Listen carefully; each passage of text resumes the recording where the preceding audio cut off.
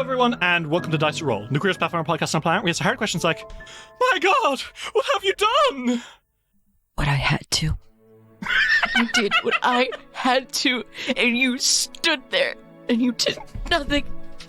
Okay, Ritzy, pass. Dave and Luna, what have you two done? My best.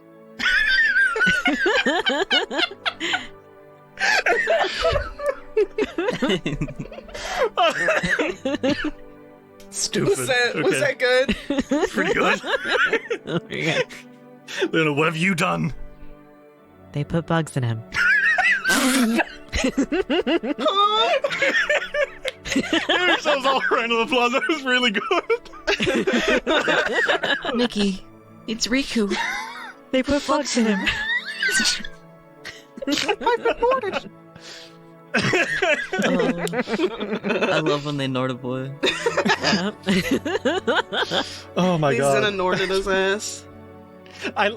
For everyone at home who doesn't know shit about Kingdom Hearts, I'm right here with you, man. I don't know. I'll be honest. I don't know like anything Kingdom. either. I like Kingdom Hearts. I love it. I love Demyx time. I don't know what's happening anymore at all. Not even a little bit. That's okay. After Dream Drop Distance, like a lot of people don't know what's going on anymore. All I know is they had Demyx say Demyx time, and that's all I care about. Twice in Remind. Yeah, they did. Everything to me. Don't need anything else. That's really good. Okay. We're doing some bits, we're doing some jibes, but we've got a fucking boss we're gonna fight today. Well, I think... That's not true. That's not true. What do you mean? Terry, are you okay? What? Hello? Why are you old now? We gotta sit you down. Henrietta? Anyway, Bro watched a little put too me in much the BoJack Horseman. they put me into home. We got a boss to kill today. We got some stuff to get through. Do we want to hop in? Do we want to get rumbling off the bat? Yeah. Okay. When we last left our adventurers in the Abomination vaults, Fiore, Alrik, and Silk faced against the hordes of the Shrine of Nimbalot. Crawling hands and flicker wisps made their way out of the darkness in the temple of the dread god of the fog. These hands and wisps tried to choke the life out of our heroes, but thankfully they're able to fight back.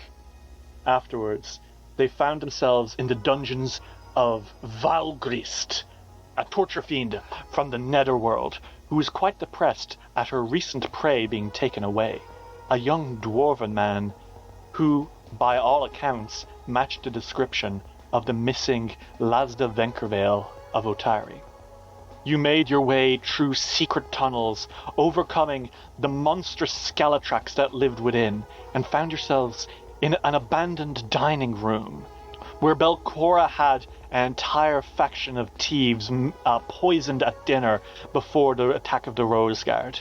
Their skeletons lie in clumps around the dining room table as ancient chandeliers coated in cobwebs ring above.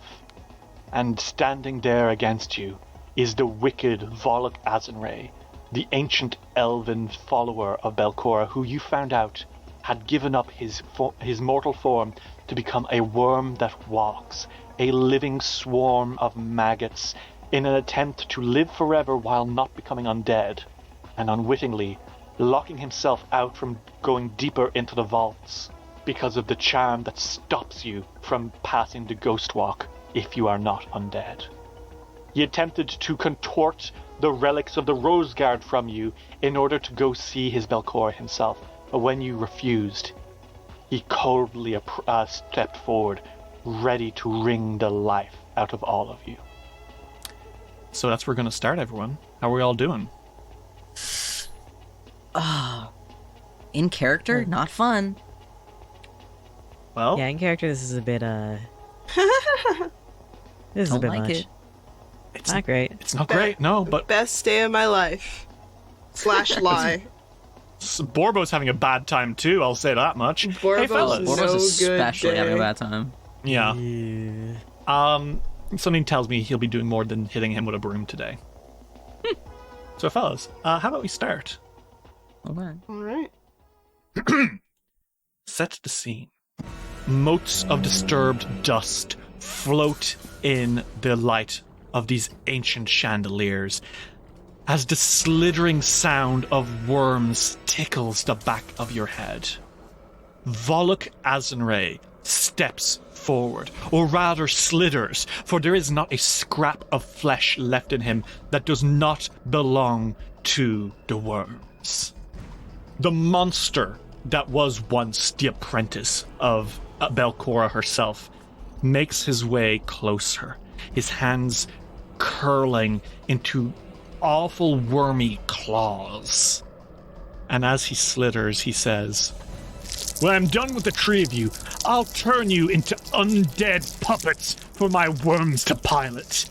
And you, Borbo, you can go back to being Mr. Beak." And everyone, unfortunately, I'd like you all to roll me initiative. Oh, Borbo. Oh, Borbo. I'm sorry that ugly bitch talked to you. Top of the order, with an initiative roll of 36, Okay. is going to Jesus be Christ. Volluk Azinrae. As the worm that walks stands, his porcelain mask lying on the floor, he drags his eyes, or the place where his eyes might once have been. Now all that remains are the squirming worms that sense the tremors in the air. And I think he's going to take a good look at all of you, figuring out who's going to be the biggest threat.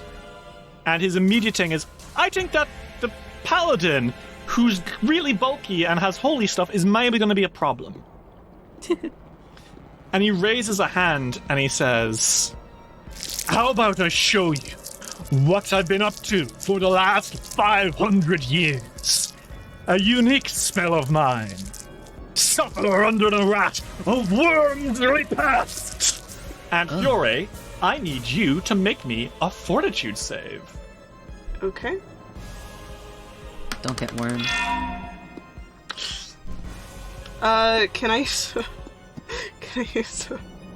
A hero point off the bat for that. Yeah, for that critical failure. Yeah. Go for it, Fiore. Because I'll tell you what you start to feel. Later. You start to feel your skin squirm. 28. That is a success. Just about a success. Okay. You are very lucky about that. Joy. Because Fiore, what you feel suddenly is worms. Many, many worms erupting under your skin, like an apple being burst out from. And Gross. you feel them eating you alive. But you were about to let them completely devour you. And that would have been really bad. Because on a critical failure, not only do you take double damage, but you'll become slowed. Gross. And you'll take persistent damage too. Because you succeeded, though, you won't take any persistent damage. But you will take the full initial damage, which is gonna be 23 damage, Fiore, off the bat, as worms explode out from under you. Okay. So that's 23 damage. And Volluk kind of snarls as he sees you kind of like stumbling and says, "Feel it. Feel the pain that I have wrought on you, living one. You will become fuel for me and the worms." And with his next action, he's going to cast Shield. And this shield that pops around him, it almost looks like mycelium, right? Like this interconnecting ooze bubble around him. Next in the order is gonna be Alrik. Alrik, Jinkies. Correct. Alrik is gonna start as they usually do with a courageous anthem. Okay, Good enough. Fair enough. you'll need it. And then I think they're actually gonna take a bit more of a supportive role on at least this first turn. Fair. Mhm. Haste. Ooh! Alrik, describe how this haste looks, and tell me what happens with haste. So, Magic empowers the target to act faster. It gains the quickened condition and can use the extra action each round only for strike and stride actions. Mm-hmm. I am hasting Fiore. Okay. I think while he's playing his courageous anthem, what happens is the tempo starts to speed up. Okay. You start to actually see the sound waves.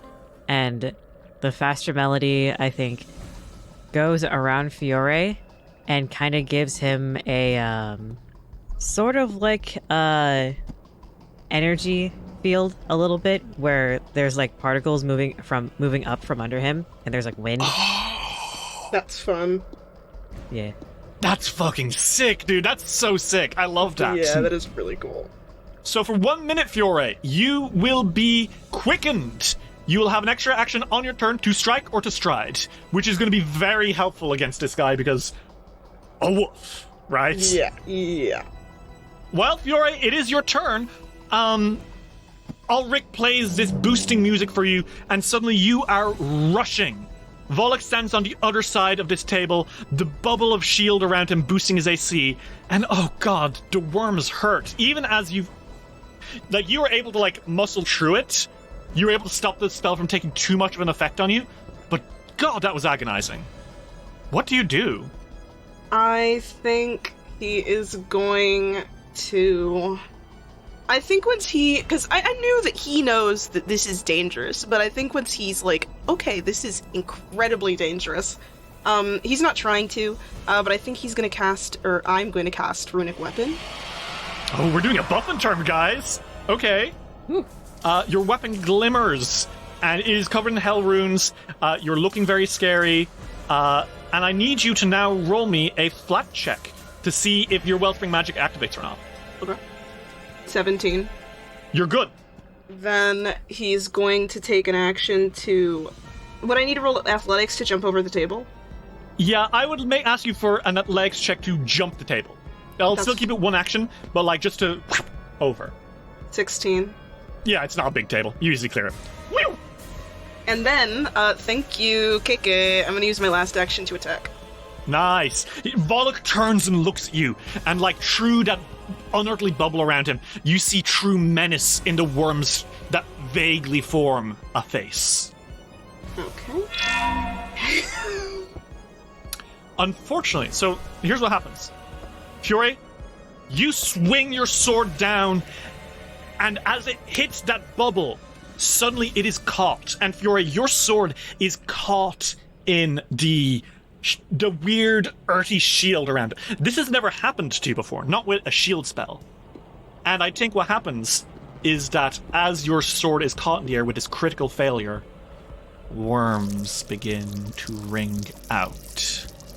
And I think they are going to climb up your weapon, and that is going to give you the bad grip effect. You have a -2 circumstance penalty to attack rolls with this weapon, which would be really bad if you hadn't cast Runic Weapon and you didn't have, in the background, Courageous Anthem. So, worms are crawling up the sword. It's awful, it's scary, but you're still pushing through. Mm-hmm. And is that your turn, Fiore? Yeah. I think as you're standing here, eyes wide, because holy shit, this was going to be a real one, Volluk looks at you and snarls and says, "So, the little devil boy turned paladin. Do you really think I wasn't prepared for the likes of you? You disgust me." I don't think he's thinking. Acting on instinct here? Yeah, a little bit. Okay. Silk, it's your turn. Borbo is on your hat, and Borbo trembles and says, Maybe we leave. Maybe we just go. There is elsewhere in dungeon to go, I'm sure. No, Borbo. We'll not be leaving. We'll be striking him down. I'm scared. This time you have someone to protect you. "Oh shit, okay." Silk, go for it. What do you do? Give me a fucking reflex save. Okay. Dude loves to make reflex saves. That is a 26. That saves. It's gonna be half damage. Okay. I cast Lightning Bolt and I fucking shoot him with it. Okay, Silk, you levy a blast of lightning out of your gun, shooting into him. But roll me that damage. It's gonna be half of 29. Not bad. That's gonna be 21 damage. Interesting. Silk, as your lightning bolt shoots through him, you see several worms fall to the floor, burnt to a crisp.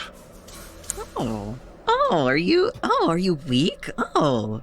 It would appear he has a weakness to something there. You might be able to Bitch. You might be able to recall knowledge if you so chose. No, I want to shoot him again. Okay, wait, what? Hand of the Apprentice. Okay, go for it. 30. That is a hit. Just about. Who? Just about? Just about, dude. I rolled an 18. Hey! Just about, dude!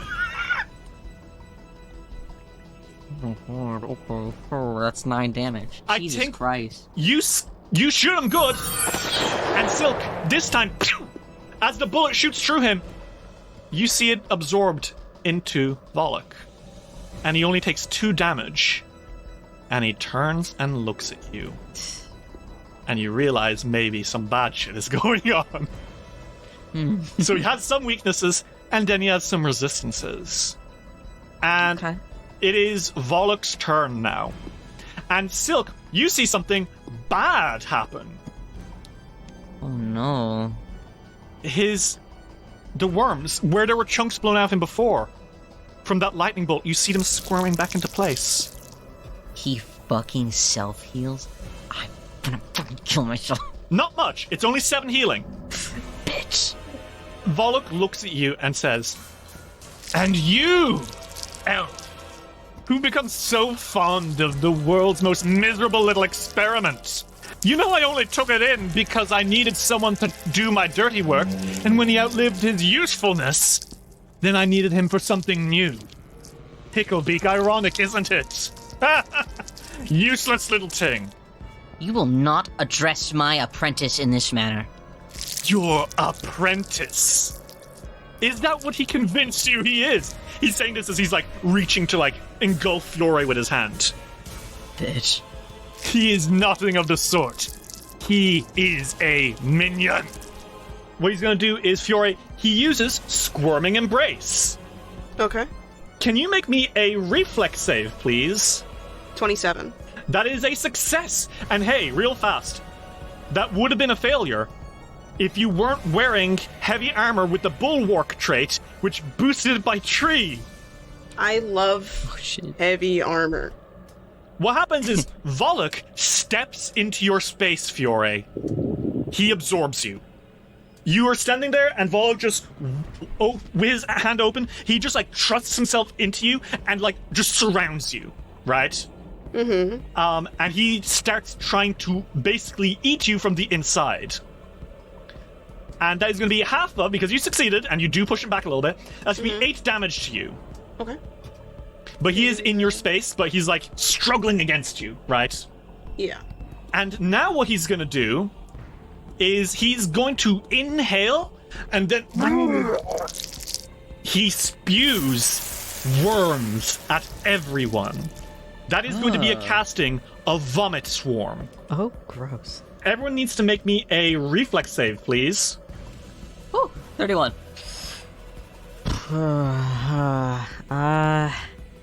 23. Okay. So that is a failure for everyone except Silk, who gets a 31, which just about passes.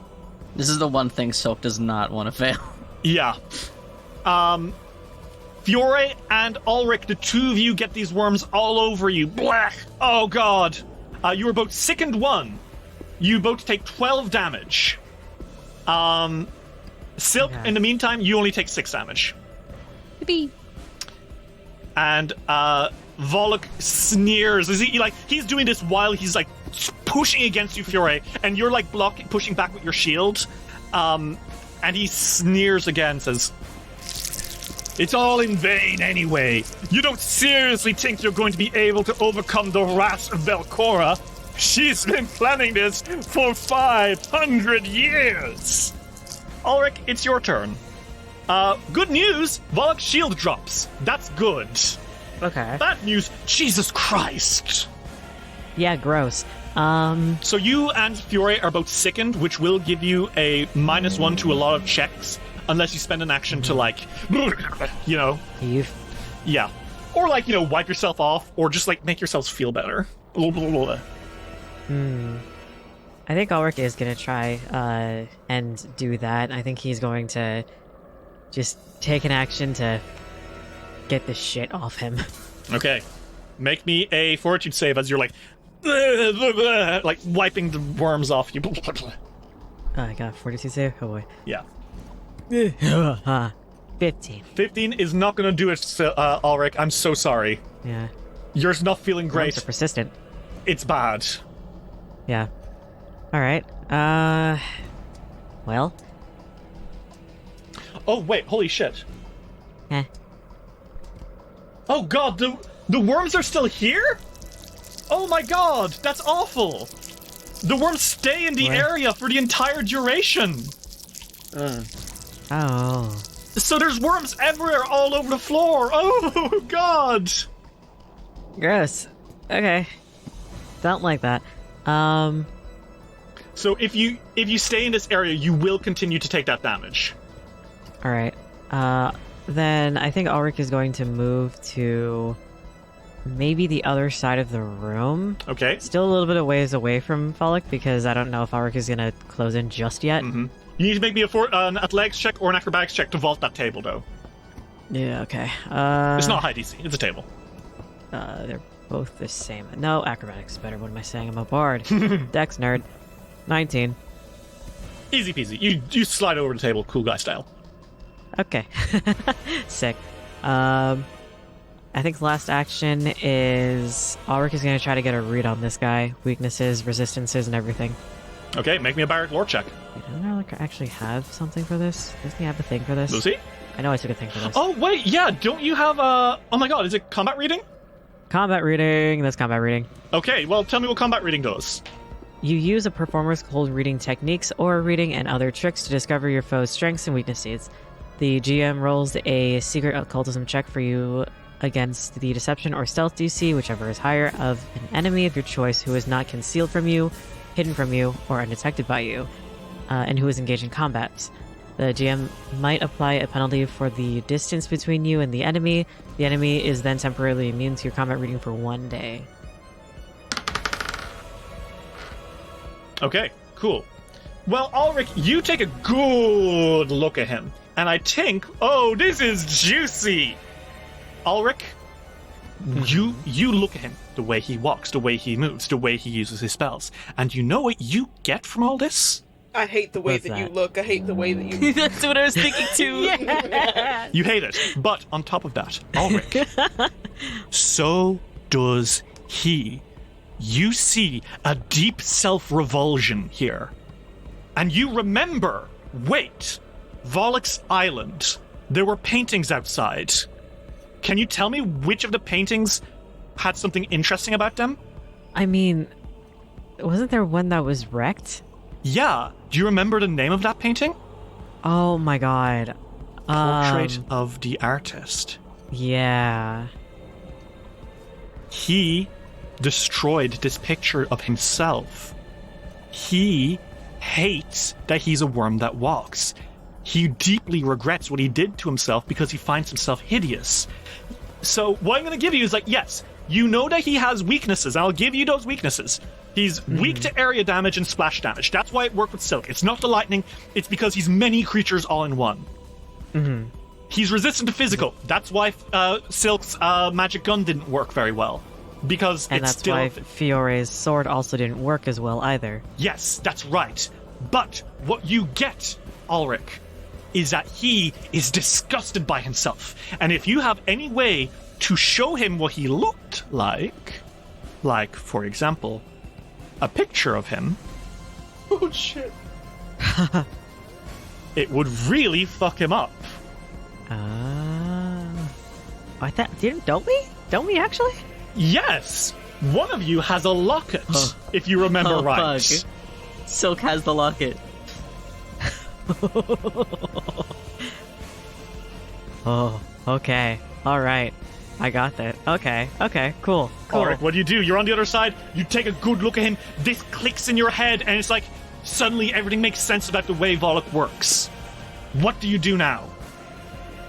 You don't have any actions left. This is free action time, baby. What do you do? Do you know what I think is disgusting? The amount of grandstanding the man of pride has, even though he doesn't even like the look of his own face. Current face, I should say. I wonder how you would react to seeing how you were before. Volluk, at the moment, he is like wrestling with Fiore, trying to like engulf him into worms. And I think at that moment, he steps back for a moment and he looks at you. And Fiore, now's your fucking opening. Fiore, it is your turn. You're sickened. You're quickened. You got the worms fighting with your sword. What do? Okay. He is going to use an action to unsicken himself, I think. Okay, make me a fortitude save. 20. That works. Okay, Fiore, you are no longer sickened. You shake them off. The worms are gone. You're good. You got 3 actions left. What do? I think he is going to... Can I use the fear gem, maybe? Okay, the fear gem. That is on your scimitar, right? It's a talisman you've got? Yes. Okay. How does this work? Dark smoke seems to rise within this obsidian gem. When you activate the gem, make a melee strike. If you hit and deal damage, the target is frightened 1 or frightened 2 on a critical hit. So, 2 actions. If you hit, he becomes frightened. Okay, then I'm gonna attack. 29. That is a hit. Roll me that damage. And when you hit, your blade erupts with dark smoke. And in it, he sees his greatest fears. And he lets a... "Ah!" as he's stumbling back a little bit, right? Uh-huh. So that is how much damage? That is 18 damage. Okay, he'll take a little bit less because he has resistance. But on top of that, then, he is going to become frightened, which is very bad for him. Am I still hasted? Yeah, you have 1 action left. What do you do? I'm gonna cast Lay on Hands on myself. So you lay on hands? Yeah, he's literally just putting his hand to his chest and murmuring a quick prayer. Okay, Fiore, you ask for the sun's guidance as this is happening, and you heal yourself up quite nicely against the worm.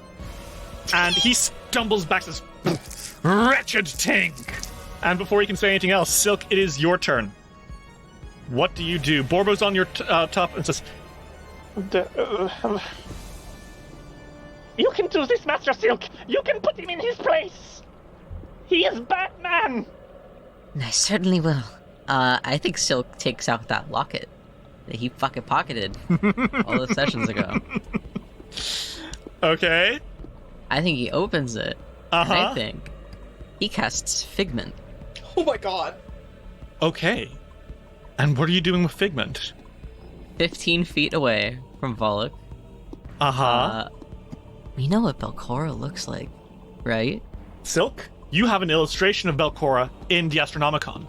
You took it down when you were, it was in, the tattoo artist's, skin shop. Do you remember? You drew that. On top of that, you've seen her statue. You've seen her her portrait, the one he drew. You've seen her illusions in her own room. So yes. Oh, I have such a meaner idea now. Jesus. Can I? Silk is going to create a vision of Belcora holding the locket and staring at Volluk, the real Volluk, the one made of worms, looking disgusted. Silk? Yikes. That is the nastiest fucking thing I've ever heard. I fucking love it. He has hateful memories. Okay? Mm-hmm. If Volluk can see an accurate depiction of his former self at the start of his turn, he must make a will save or become filled with loading and with self-loading and hatred, and become slowed 1 for 1 round. Does the locket count? Because it's got his picture in it. Not only does it count, but because you're adding Belcora to the mix, I'm going to give him a higher DC to roll this. I'm gonna make a +2 because you could have just taken the locket out. It being Belcora makes it so much worse. How long does a figment last for? Well, it's sustained, so it can last as long as I want it to. You are an evil, evil little elf. Do you know that? I fucking know, and Silk knows. He hates Volluk. This is what he fucking gets for being a cunt to Borbo. Well, let's see that it... Oh shit, 23! Oh my god, is that a crit fail? Is it? Oh my god, that's a crit fail. Say yes. Say yes! It wouldn't have been a crit fail if you hadn't done Figment! Oh my god. Oh my god, oh my god, oh my god. Okay. Volluk looks up and sees Belcora holding the locket. And he lets out a shriek. No! Take it away! Take it away!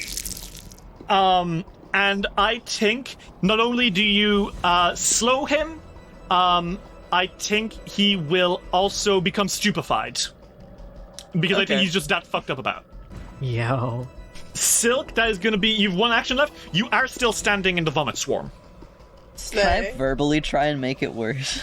Yeah, but you'd still be standing in the vomit swarm. Yeah, that's something you're willing to do? No. For Borbo, yeah. Oh my god. Okay. Well, if you're going to verbally make it worse, I want you to make me a intimidation check. Is that okay? Okay. Yeah, that's fine. Your intimidation isn't great, but his will DC's into trash right now. 24? Because of his absolute dogshit will DC right now, that works. It's just about working. What would she think of you now? Slithering on your stomach like a worm. You're disgusting. She'd be sickened by the very image of you, what you've become. And to think you did it for her and she wouldn't even appreciate it. You know, she'll kick you to the curb as soon as she sees you. Pitiful thing that you are. Silk, I'm going to allow that to do mental damage. Just as once, I'm letting you quip him so bad that he's, like, actually shaking, because that's really hitting him in the weak spot. I want you to do... We'll say... this is an improvised weapon, I'm going to say. Talk about cutting words. Heyo. Heyo. Let's say 2d8 plus 2 damage. That's 2d8 plus your charisma, and he's not resistant to that. How's that sound? Yeah. That's fair, I think. That's fair. That'd be 12 damage altogether. Yeah, okay, he takes that, and you see him stumbling back, and he is so off his game suddenly. Like, he is bad. And Silk, you are still into worms. You're gonna take 2d6 damage. Sorry. Worth it. That's 5 damage to you, Silk, as worms, the thing you hate the most, are biting at you. Oh, he hates it, but worth it. It's worth it, as they squirm all over the place. It's bad. It is Volluk's turn. And he is very clearly not happy about what is happening. And I think... God, what's he gonna do? I don't know what he's gonna do. No, you know what? Actually? How about I bring some of that drama I was talking about? Ooh. Volluk looks around the side of Fiore and points a finger and says, "And you think you're better than me? Is that right? You disgusting little thing. You value your beauty so much, and you throw me out like I'm a monster. How will your friends throw you out when they know about the ghoul curse inside you?" Oh, you little wretch! Fuck. Oh, shit. Okay, yeah. Silk does not respond badly to that at all. He responds so normally, and so he's normal. Over the table. Is that good? Consent? I'm good. You're okay? That's fine. Okay. Oh, hell yeah. I'd love to know how he knows that, but I can probably guess. He has his ways. He was watching on a screen like Junko Enoshima. He's in the fucking Panopticon downstairs. No, I think he... You know what? He will gloat about it. He sees that fucks you up a little bit. And Silk looks pissed. He kind of cackles. You think I just sat here doing nothing? I heard all the tales from all the ghouls. I can smell it off you. I can feel it riding under your skin like worms ready to pop out of you. I'm no moron, but maybe your friends are if they haven't figured it out. Silk looks panicked, and he looks at Alrik for a moment, and he looks scared, and he looks sick. And I think what he's gonna do is, because he's so cranky with you, he's gonna cast Phantom Pain. And, Do you really spat out Silk's IP address? he was like, I know where you live!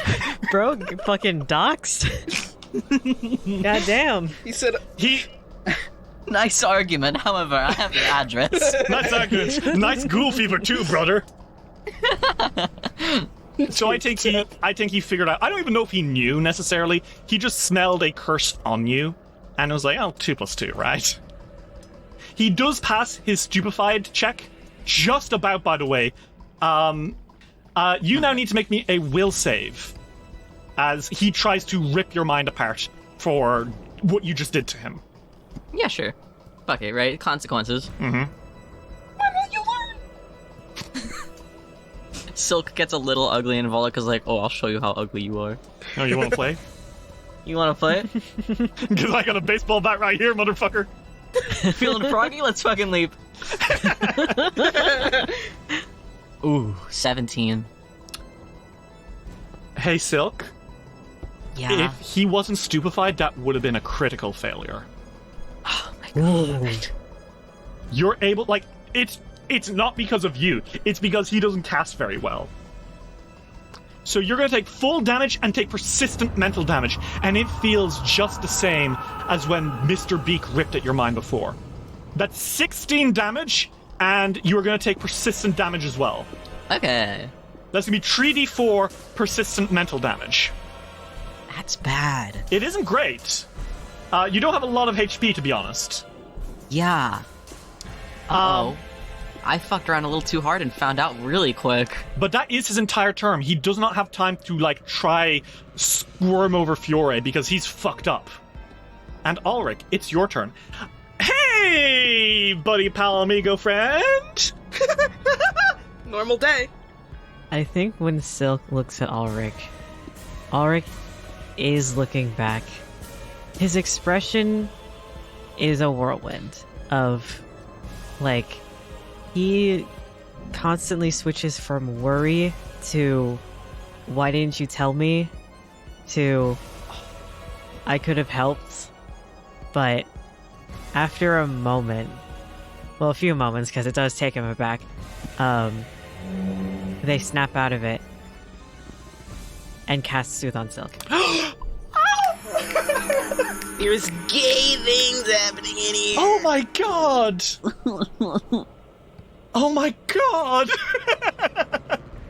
Roll me that healing, bud! Also, I will say, Volluk did heal, he did heal 7 HP last turn from fast healing. Yeah. And he's no longer stupefied. And he's no longer frightened because it's worn off. That is going to be 20 HP. Physically, he looks better. And on top of that, Silk, you will have a +2 on saves against mental effects. Okay, Which, thank hey, fucking Christ for that. this guy is using a lot of occult spells. That's probably a good thing. Yeah. Alrik, you have 1 action left. What do you do? They're going to re-up their Courageous Anthem. Okay. Because it expired. Okay. Brave music, which briefly faltered, re-emerges in the room. Everyone, you're all feeling a little bit more ready to fight. Fiore! Oh, fuck. Hey, good news! You're no longer being fucked over by the worms. In fact, you're now at the height of your power, with haste boosting you, Courageous Anthem boosting you, Runic Weapon boosting you, and no negatives balancing you out. You're going great. How are you doing right now? I think he is like, okay, I can't focus on that. I don't even. I can't even think about that right now.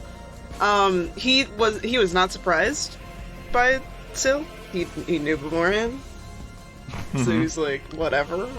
This is not surprising. Oh, he's got the ghoul whispers. Shit, man. He got ghouled. It's another Tuesday. I had werewolf the other day. It's fine. My mom helped. So he doesn't care. Also, I don't think he would have cared anyways, because he's Fiore. I do think, though, that he is going to, I think he's gonna try just fucking whatever, man. I played Pokemon. Let's try Ignition. But, like, the melee Ignition. Okay. Like, the one where you're using the sword? The one where you're using the sword. Yeah. Your sword catches with hellfire, and you slice down into him. Yeah. 27. That is just a hit. Awesome. With the power of Courageous Anthem and all your boosts, that's gonna hit. How much damage is that? 19. 19 fire damage. Fiore, you see that he does not take any resistance to this. It burns through them. You've got 2 actions left. What do you do? I think he's raising his shield just in case, because it's like that. Okay. And then I think he's going to... I don't actually think I can do anything else, because it has to be attack, and I don't want to attack again. So I don't think he's going to do anything, but I do think he looks like he's, prepared to fight again. But he's you're in a actively, defensive stance. I think he's actively trying to be in front of the others. Yeah, okay. You're harrying him pretty good. Now, Silk! Hey. I'm just gonna ask, how are you doing? Bad. Not well. This is the last thing that he wanted. He could handle going back to Absalom and the embarrassment that'll come with that. He cannot stand the idea of someone he favors so deeply knowing that something so disgusting and horrible ails him. He feels gross, not because he's standing, in a field of worms, but more inwardly than outwardly, he feels just repulsive. I don't think he could look at Alrik again. Not now. You feel just as bad as he did when you pulled out the Ting. Yeah. And I guess that's karma. Mm-hmm. Remember, you have to sustain that if you want to keep fucking him up. Better.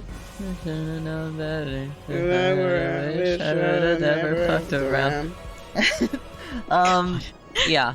I think Silk... It takes him a moment, but I think that he...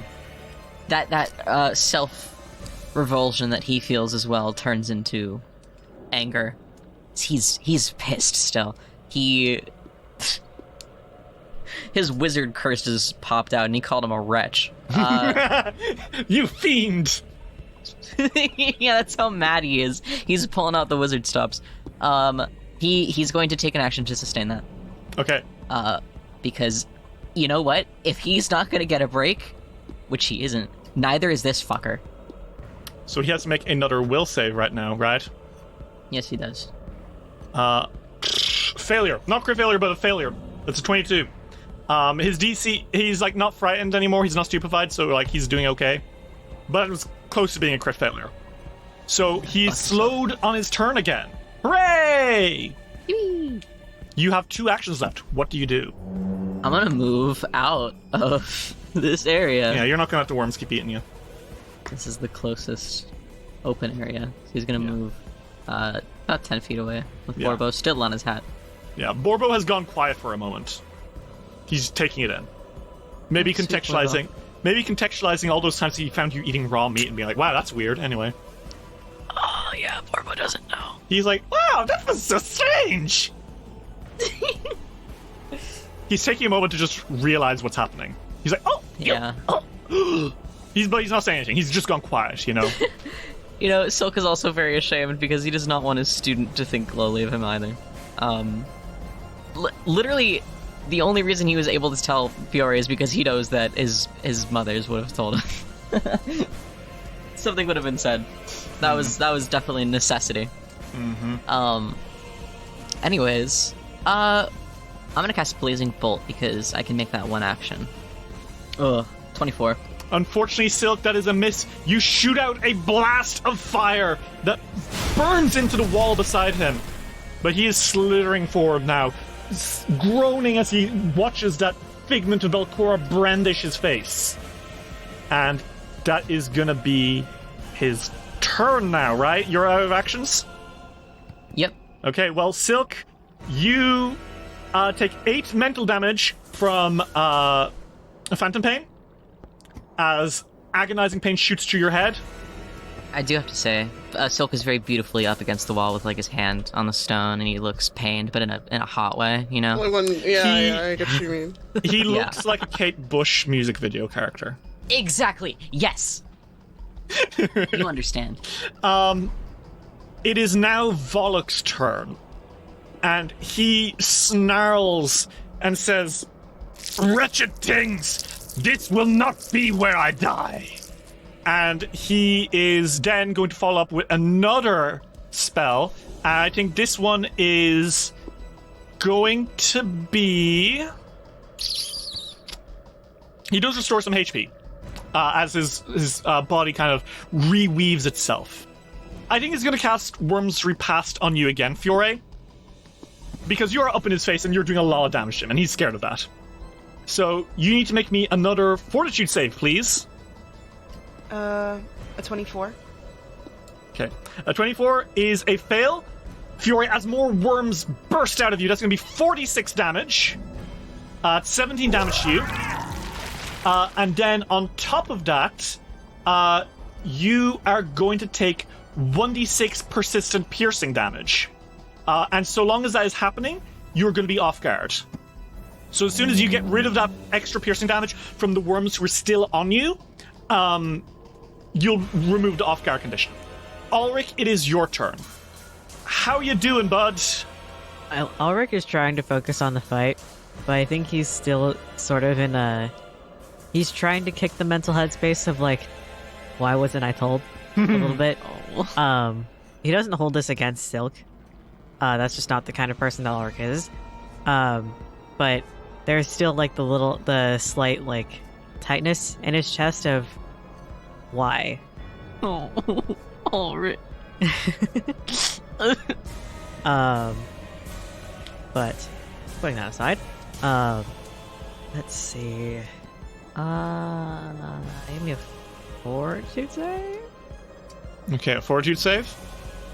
Sure. That's gonna be a 31. Yeah, because Alrik is casting Noise Blast. Okay, and where are you casting the Noise Blast? Because Fiore is right next to him. Yeah, I think Alrik is casting it directly into the corner. Okay, and from there, it'll just catch Volluk, but not Fiore, because Volluk is a little closer to the wall. Yeah. So, Alrik, you let out a discordant screech as the music explodes out into Volluk, and he will take half damage there. Mm-hmm. And because he's weak to area damage, it's going to be a little bit nastier. So roll me that damage. 9. Well, remember, half damage, but then an additional extra bonus damage from being weak to area stuff. So that's 11 damage total. Oh my god, and he's on 69 HP. Let's fucking go! Let's fucking go! Yes. 0 points! 0 points! Yay. I fucking love the 69 hero point. It's the best It's a thing really we good got. rule. Volluk flinches, but he's like starting to slump around a little bit. Fiore, it's your turn. He's not moving anywhere. He's really fucked over by that figment. But he's still a real threat. You feel the worms biting you. What do you do?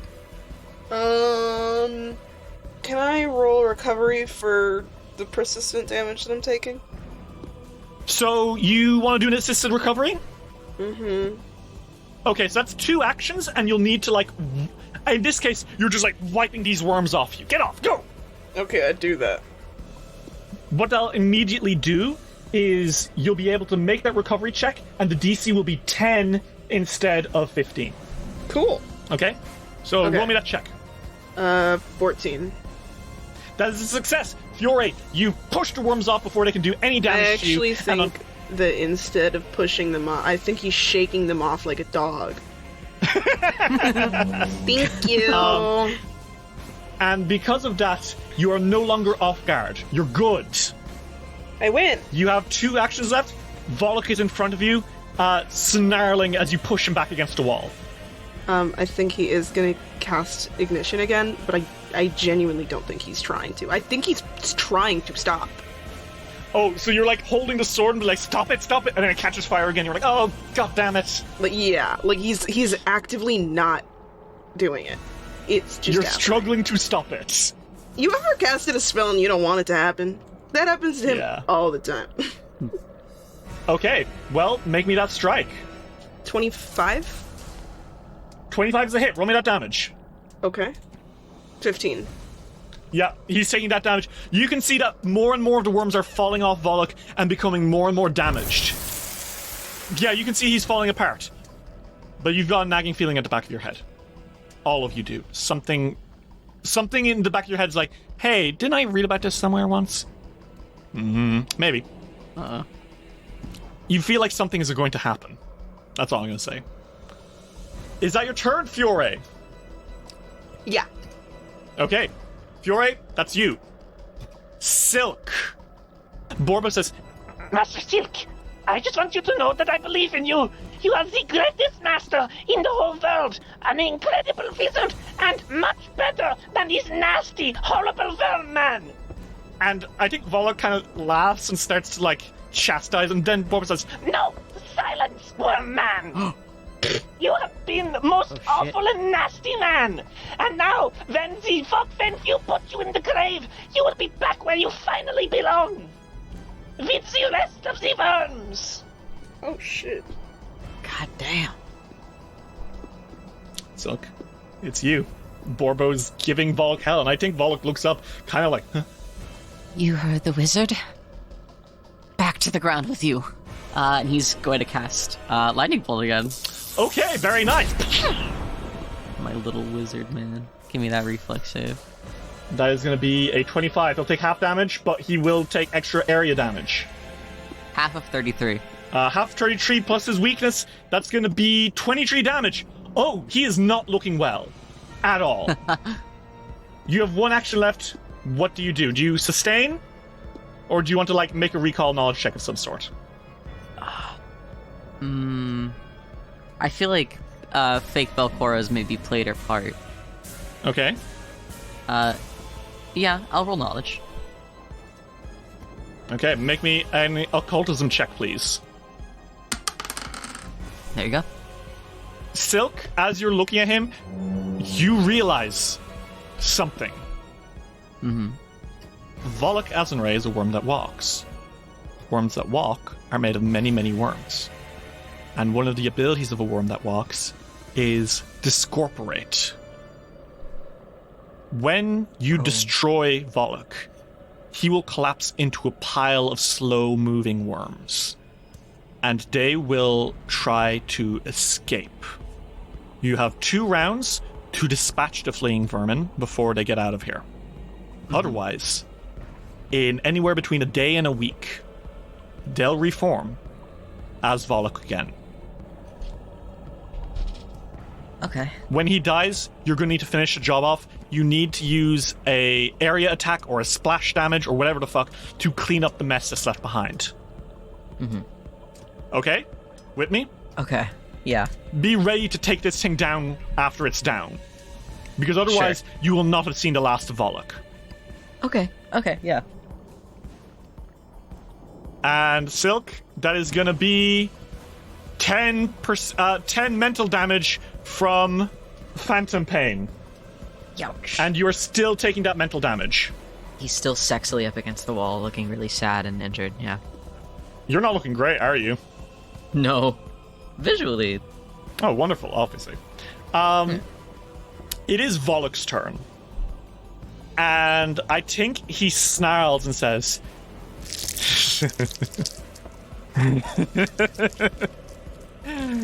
You're all very good, aren't you? Very, very good. He runs a hand through his hair. If it were hair, it's just more worms. Some of them plop to the floor dead from inside him. Very, very, very good. But I'm afraid it's time to end this charade. And he is going to cast Grim Tendrils. And surprise, surprise, they look like worms. Oh. This is... Lovely. Oh, because he's no longer slowed, he is going to step. He takes a 5-foot step to be on the other side of you, Fiore. And then he's going to cast Grim Tendrils. And that's going to create a line between Fiore all the way up into Alrik. As these awful, like just an immense amount of shadowy worms curl out from his fingers and race through the air. They burrow through you, Fiore, through your soul, and then into Alrik. Both of you need to make me fortitude saves, please. Oh boy. Okay. 21. 22. So on a failure, you're both gonna take full damage. That's gonna be 8d4 void damage. That's 19 damage to both of you. How are you guys looking? I'm okay. You've seen better days? Yeah. Okay. Really. Well, Alrik, it's your turn as Volluk cackles and says, "No matter what happens here, Lady Belcora's plan will continue. It doesn't matter if you strike me down. It doesn't even matter if you get deeper into the dungeon. Belcora Harovex is a monster unlike anything Golarion has ever seen." And Alrik, it's your turn. Alrik is going to step forward, and point this spell, hopefully in a way that doesn't catch Silk. I don't think you'll catch Silk in a cone from this angle. Go for it. Okay, cool. Only one way to find out. Kill Silk. Bro. No, that's not that. We're not doing that. Haunting yet. him. Okay, haunting him? Ruh-roh. Oh god, is this area? Oh shit. This is area. That's a 25, that's a success, you'll take half damage, but you will also do extra damage because, yeah. You run up into his face and you, like, shoot this point blank into him with your fucking music. Roll me that damage. 12. Okay, so half of 12 damage plus weakness area, that is going to be 13 damage. Oh, he is looking really bad. Like, phenomenally bad right now. Volluk stumbles back as this discordant music crashes into his face, and Fiore, it's your turn. You're quickened, you've got runic weapon, you've got your sword. This guy is looking like he's about to fall apart. What do you do? I'm going to... Well, Fiore's gonna go to hit with his sword, and I'm gonna cast Ignition. The flame does spurt out once more. This is your body is like danger, danger, danger, danger, danger. Kill it, kill it, kill it, kill it now. And his, don't fuck and around. And his head's like, stop using the fire. I'm begging you to stop using the fucking fire. And your body's like, nuh-uh, brother. 27. That is just a fucking hit, dude. Roll the damage for me. Let's see how much you do. 10. Okay. Fiore, how'd you fucking do this? I think that when he's attacking this time, and his sword, which is, on fire, goes, through Volluk, I think that it catches fire on, the fabric of his, clothing. Mm-hmm. And it, sets him on fire. The fire scorches through him, and he lets out a shriek of as he stumbles backwards, catching fire, and his cloak just falls to the floor. And then from underneath it comes a squirming mass. It's the worms. There's so many of them, and they're all trying to get out of there in different directions. They're fattened leeches, and they're awful. So, the way that this works, as a heads up, you have 2 rounds, okay? 2 rounds to destroy this thing with splash damage or area damage, okay? After you do any amount of it, you need to make a flat check. Each subsequent flat check that is done will reduce it until eventually you pass, okay? So it starts off as a DC 15 if Silk does any area damage. Then if Alrik does any area damage, it'll reduce to a DC 10 if you still don't pass it, right? Even if you don't have any area damage, I will allow you to aid people if you do something to, like, help stop the worms from getting far away. Is this a swarm? Yes. Can I take the torch that's in his shield and try and set more of them on fire? So the torch you have at the moment that crystal. Okay. However, then can I take a torch from my... Yeah, I think you can pull out a torch, quickly lighting it off, like, one of the... Because there are fires, like, around from, like, the candles and stuff Volluk set up because he's a bitch. He spent 2 hours beforehand trying to get it to look perfect. So I think if you throw the torch into the worms, I will allow it to count as a check. Okay, can I do that? I need you to roll me a d20. The DC starts off very high, but the more times you do it, the more likely it is that you will get him. 4.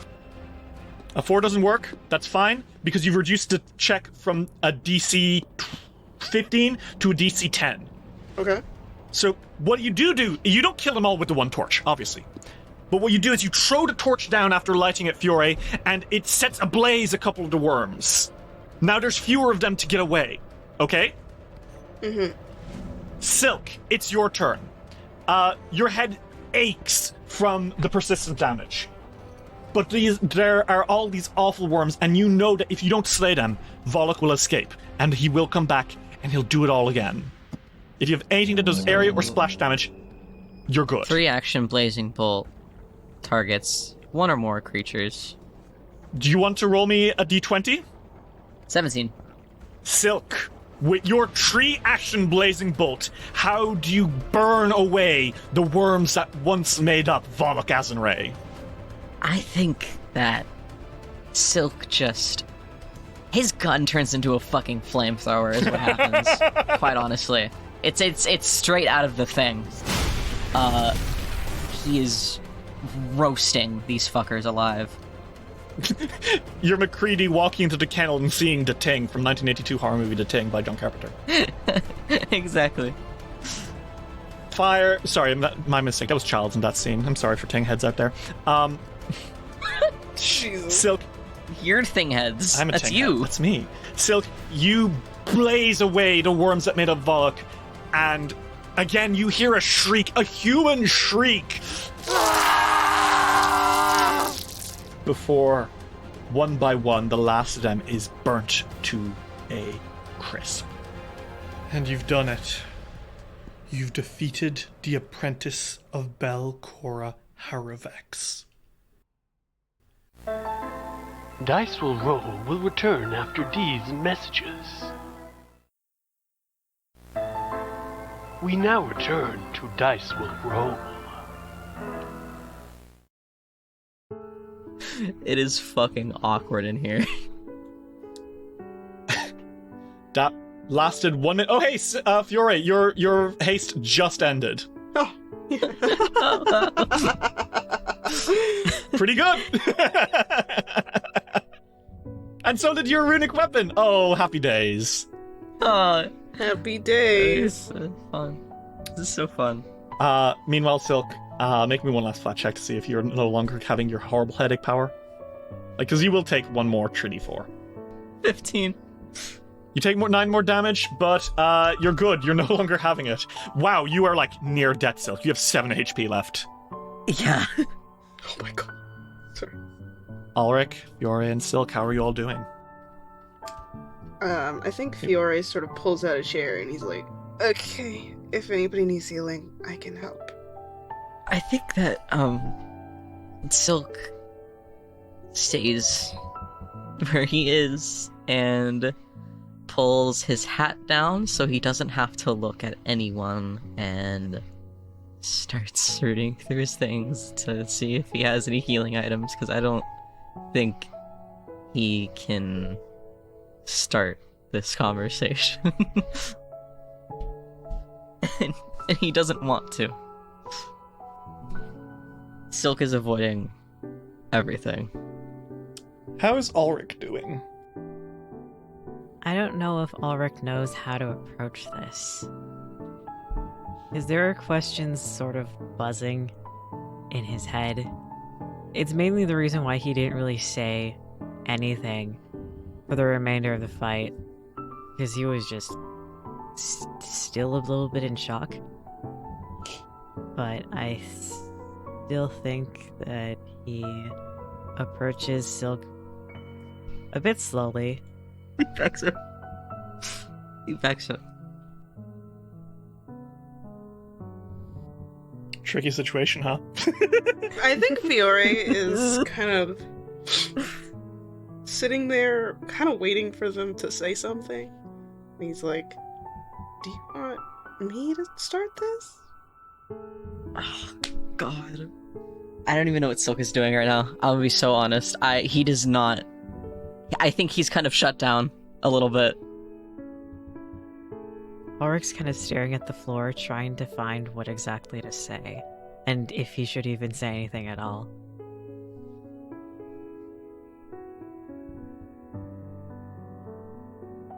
I never would have thought any less of you. You know that, right? And even still, if there's any way that I can help, I don't have the spell to heal curses. Not like that. Not yet, but I know I can learn them. And I can even clear it. Silk is leaned up against the wall that he's backed himself into. And he's got one hand grabbing onto one of his sleeves and the other kind of pulling his hat down so he's not the most visible.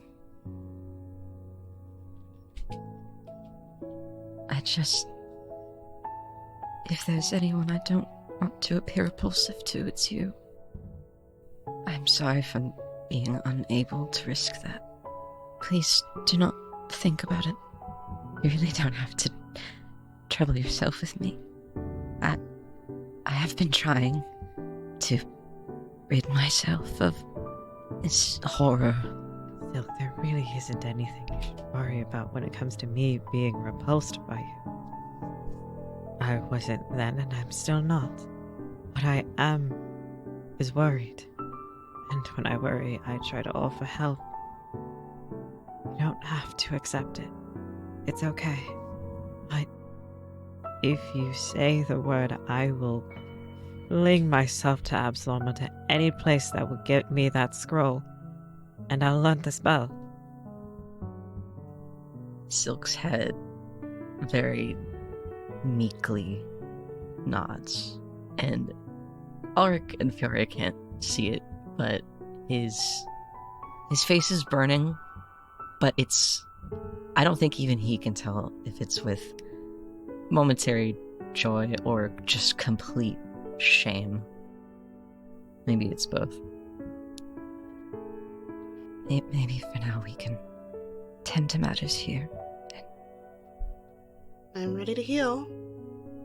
He's still got his hat drooped over his face, and he steps over to Fiore.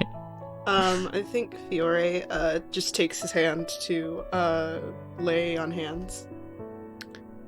How is everyone doing right at this moment? Because, like, Silk, what you're being told is, like, Alrik doesn't find you repulsive, he just wish you had let him in. And Alrik, what you're finding out is that Silk had this thing, but he was so preoccupied with you not finding out that he never considered that you could help end it before it got to the point where it's at. It's a lot how Silk feels. There's a lot of disgust with himself. To be an elf disgusted with himself in this episode. He genuinely feels like before it was hard, kind of, being face to face with Alrik, knowing what he himself has done and what he's thought of and the dreams that he's had. But now that Alrik doesn't know the personal details of those things, but knows what Silk has been needing, it's even harder. It is so hard that he cannot even imagine being in the same room with Alrik right now. He feels so horrible, like he does not deserve to be. He knows that being infected with this was not his fault. But I think he finds fault inside of himself in not being able to shake it on his own. He feels that someone like himself shouldn't have been so weak towards it. And he almost sort of hates himself for it. It's like being... I think a very apt metaphor for what you're going through is like literally a kid caught with his hand in a candy jar, right? A little bit, if that candy jar is full of, meat. Mm-hmm. That's not entirely your fault either. It's not like you chose to have it. Tricky. Alrik, how are you doing now? You've said some stuff to Silk, and I'm sure it's going to take more than just that, but... At stage 2 of the oh shit discovery, right? The shock is worn off, but like this is like the reality that's starting to settle into you. How are you doing? The tightness in his chest that he felt during the fight is now sort of a hollow ache, I think. Mm-hmm.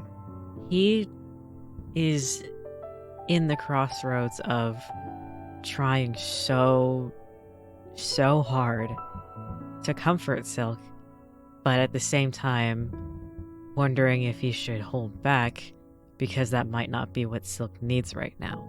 So you're not even worried about... I was here thinking like, oh, does Alrik feel like his trust has been betrayed? But you're like, those are the two main things he's worried about, is like, what does Silk need right now? Yes. Jesus fucking Christ, Luna, I'm gonna kill myself. I was so sure that he was gonna be like, Silk's gonna have to earn my trust back. And you're like, no, how do I help him? What is the thing I have to do right now? Oh my god. Yeah. This poor suffering idiot, I love him. The very core thing that I instilled into Alrik is this intense selflessness.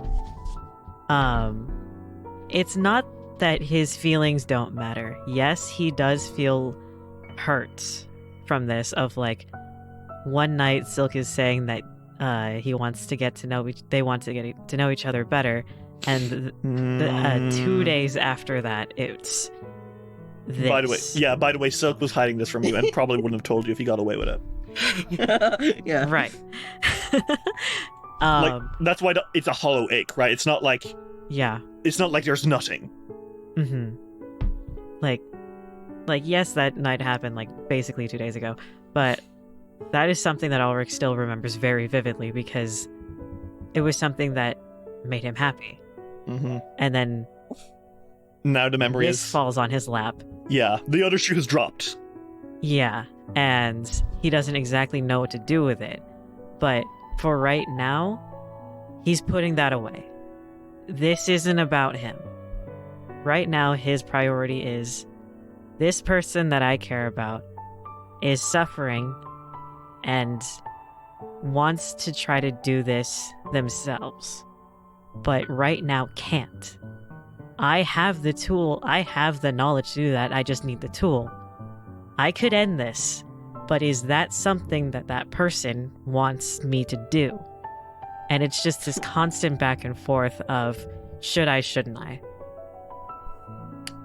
Fury, how are you doing? While all this extremely dramatic stuff, like, what I'm imagining is like a very wet, like, imagine this, right? this illustration.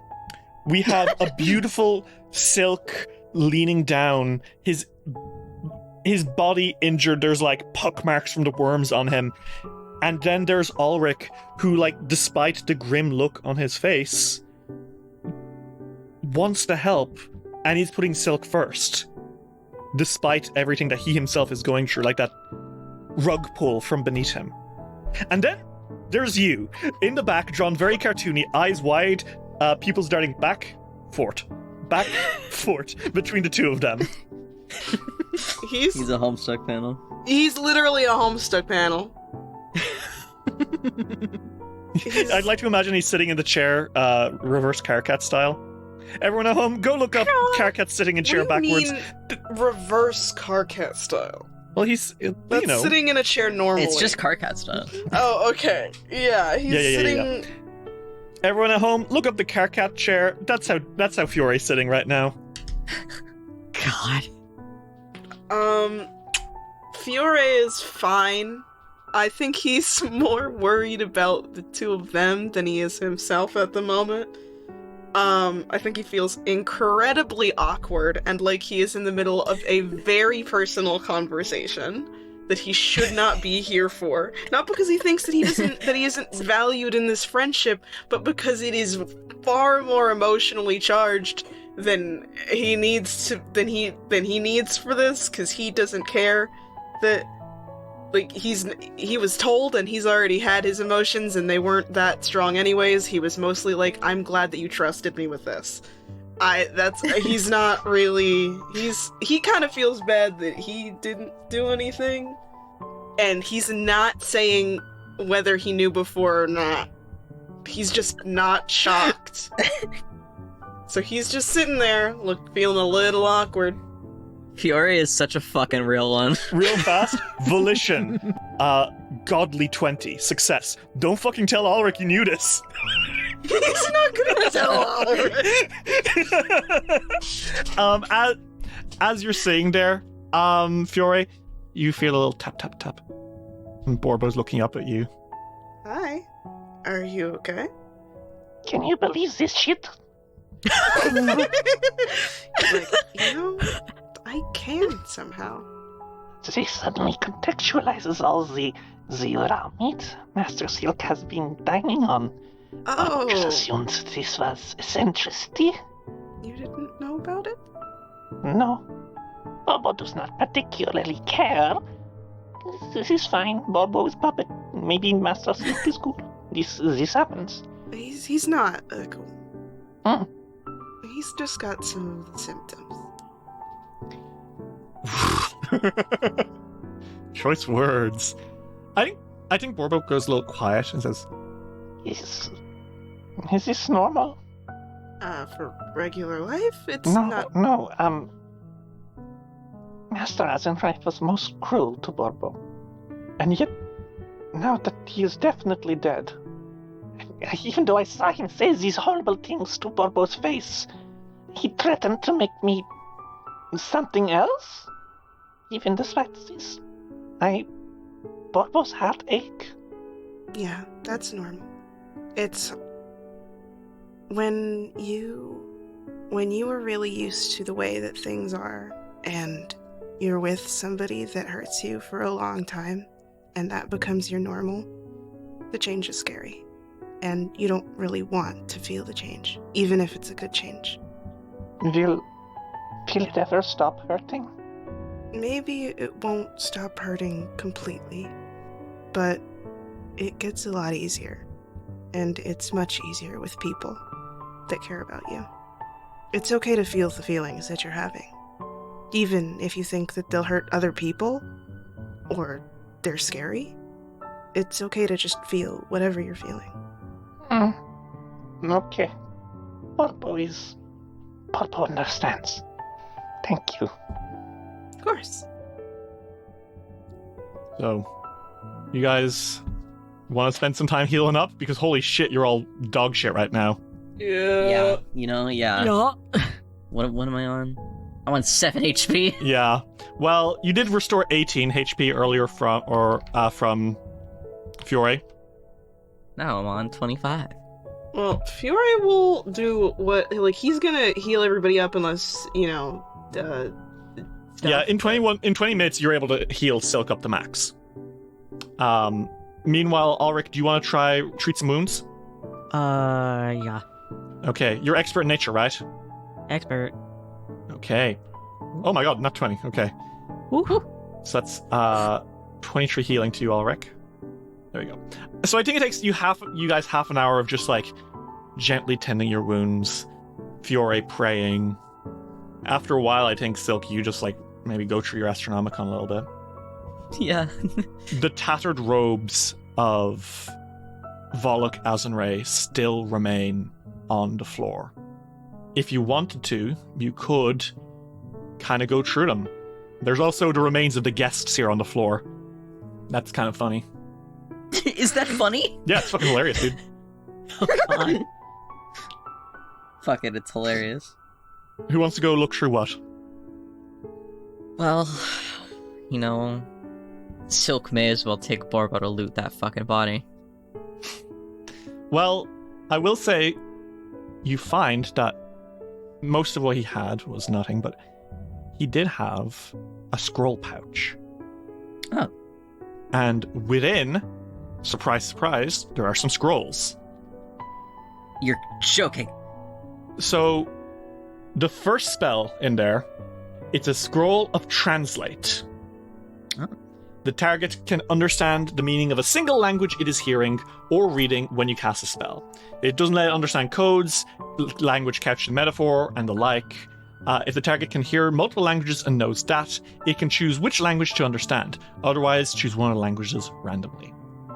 So that is something that both Silk and Alrik can learn. Although Silk, because you have a spell book, it's easier for you to just pop it into your spell book. Meanwhile, Alrik would have to learn it and as he levels up and then remove one of his previous spells. So it's higher value for you. Okay. There's also a scroll of paralyze. Oh. You block the target's motor impulses before they can leave its mind, threatening to freeze the target in place. They must make a will save or become paralyzed for 1 round, which is obviously nasty. This is less effective on higher target enemies. The final spell, however, is one that you can't learn, Silk, and perhaps Alrik might get more use out of it. Oh. Because Alrik would have no way of learning it otherwise, because it's a rare spell. In fact, a spell that's never been cast by anyone outside of this room. Oh, shit. Worm's Repast. Ooh. And you want to know something great about Worm's Repast? Mm-hmm. Yeah. Alrik, if you cast it on a non-skeletal, corporeal undead creature, such as a ghoul, for example, it does extra damage as the worms eat the dead and bring it to the grave. Oh, shit. Oh, God. Oh, my God. It's a nasty spell, dude, and you might be able to use it well. Silk picks it up and, stands up and, looks at Alrik, looks away, looks at Alrik, looks away. I don't think I can use this one. Maybe I can hold on to it for the time being. Silk hands it to him. Alrik takes it, stands there. There is one more scroll. Oh? It is not a magic scroll. What it is a detailed blueprint of the Abomination vaults. Yoink. Oh, shit. Oh my God. Floors 1 to 3. Oh, fuck. Yoink! So, these are all the places My map you've is already... complete. Your map is complete. It's a very detailed map. In fact, why don't you all make me... You know what? I'm going to use my macro to make you all make a perception check. Stop. You all pore over it excitedly for a moment. When Fiore, you're all like, whoa, this is an amazing map. When Fiore, you're like, huh, we didn't see that one. Oh? In the Temple of Nimbalot upstairs, where you met Naxarin the Ghoul Priestess, there's a secret door there that you guys did not see earlier. Oh shit, a door Alrik missed. A door you missed! It seems very well hidden. In fact, you see, Fiore, that there's literally a combination code, type lock on it. God. Of course, the code is 500. Oh. God. Corny ass. This bitch.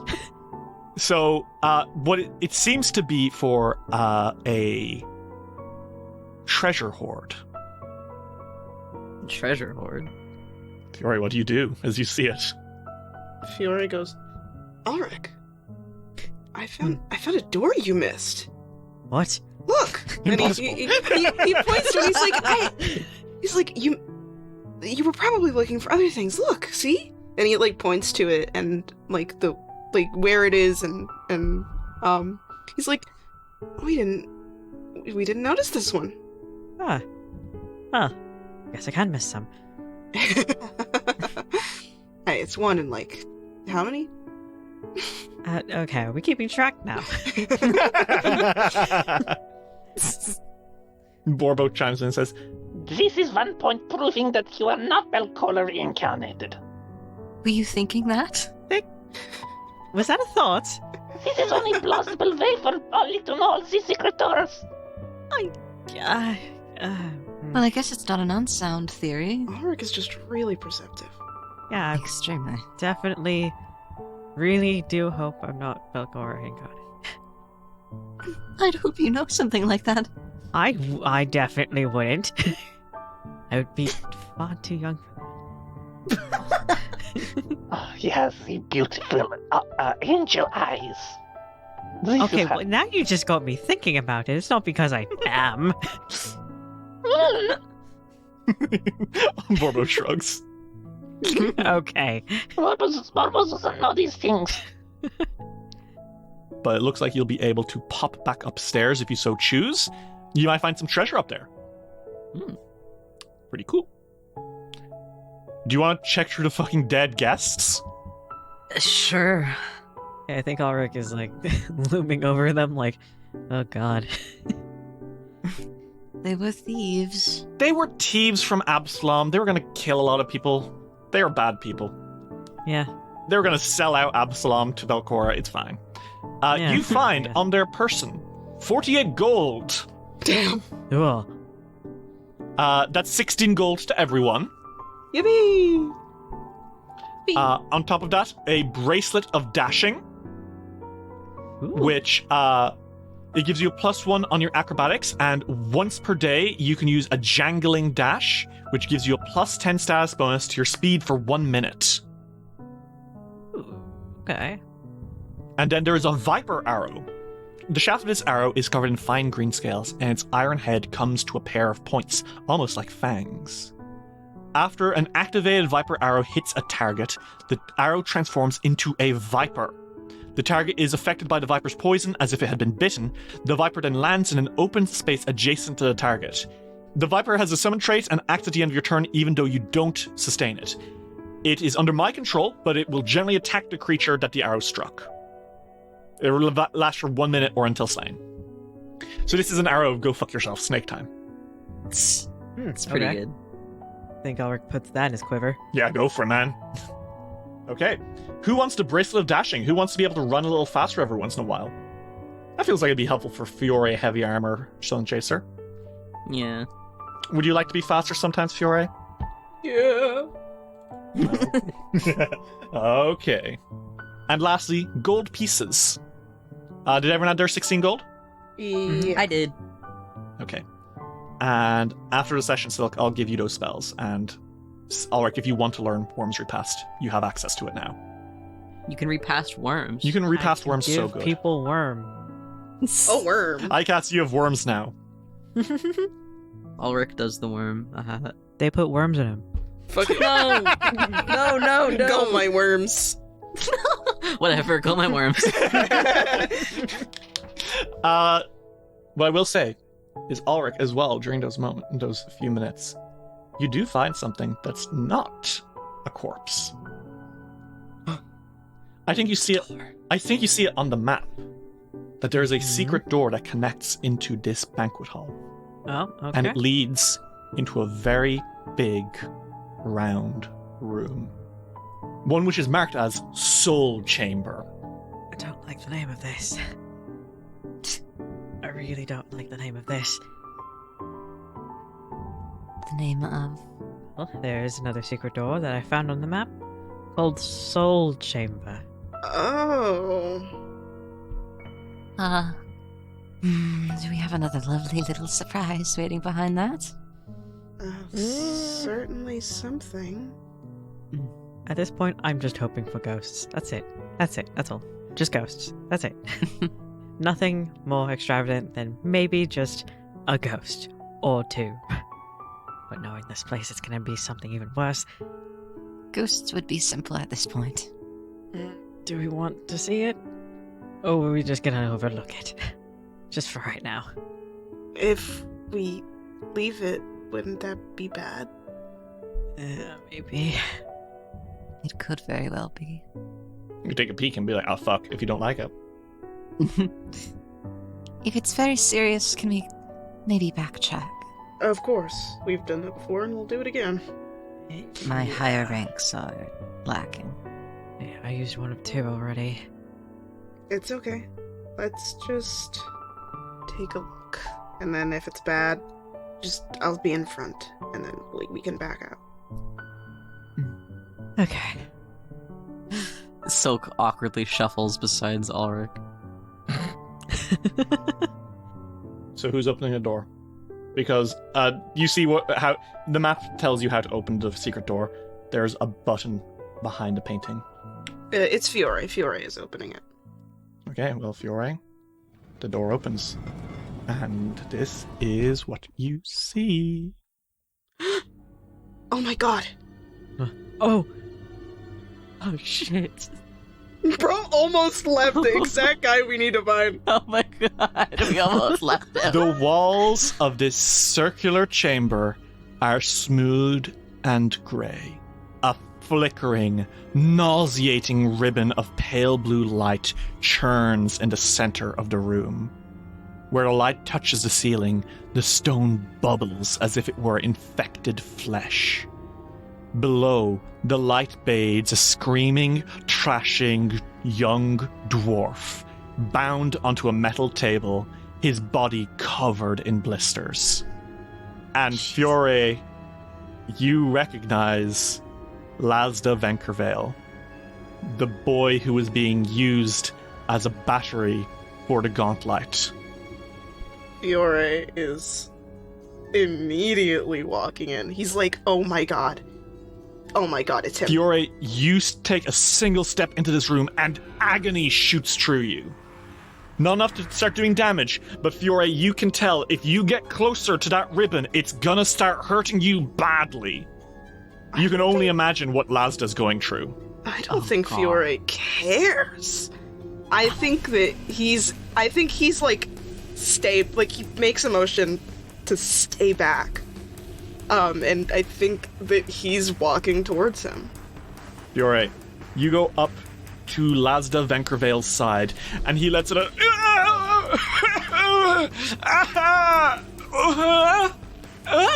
He says as he looks at you, holy shit, it's the fucking champion! he's like, Fiore, who's sweating, he's like, I'm here to help you. Please! And I think he's like, can I move you? Is it safe? He is bound by the wrists and ankles to this table. And the ribbon is going right through him. And I think you can see, actually, the light is coming up from underneath the table. Do you remember that beam that you were seeing in the on the higher floors? Is this that beam? It's the same beam, and it's so much bigger, and it's because it's going through him. It's quite small when it gets up to him, but then when it goes through him, it's massive. He is a connecting link. He is the reason it's powerful enough to go up here. He is the reason that the Gauntlet... Yeah, he's acting as a prism. His soul is acting as a prism.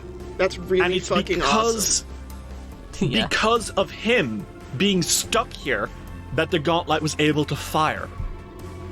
He's been here for the last 2 weeks. You remember that fiend lady telling you about that? ever since the gauntlet fired. That's what happened. And he looks like he's close to expiring. Right? Uh-huh. But if you can get him out, you can help him. I think Fiore's like, I'm getting you out of here. And he's gonna try and what kind of restraints are they? Is it like chains? Manacles. Okay. Can I try to You're gonna need them? to make... Oh, fuck, you can! Sure! I was like, you're gonna need to make a thievery check, which is not a good skill for you. Then you're like, can I break him? I'm like, oh, shit. Okay. Yeah, you can do that too. Yeah. Okay. Manacle HP Pathfinder 2E. Yeah, you better look it up. These are... Okay, I love Okay. when any of us do something Derry did not account for. yeah, It's so funny. Derry quickly looking up the rules for things. I love Pathfinder for this reason. No, same. Okay, so I'm gonna say it has 20 HP, each manacle. They have Okay. hardness 10, so you need to do at least 10 damage a little bit. But once they're reduced to 10 HP, they're broken. Not totally destroyed, but broken. Okay. Okay? Is it like an attack? Yeah, but what I will also say is, if you, I would use your shield, to be honest, not your scimitar. That's fine. And on top of that, I will also let you know that every turn that you stand here will be another reflex save. So we're going to put you into a solo initiative right now as that damage starts pouring into you. You got 3 actions. You don't need to roll. You're just 3 actions. What do you do? Well, he's going to use his shield to break these things. Okay, make me a reflex save. Okay. Well, you've rolled it for me, and I rolled a 24. That's a success. You're going to take half of 5d6 void damage. That's 10 void damage. Okay. Fiore, I want you to make me an athletics check to try pry it open. 27. Okay, that's one of the 4 smashed. You take your shield and you bang it down. Okay. And I'm gonna do that with all of my actions to do the 3 of them.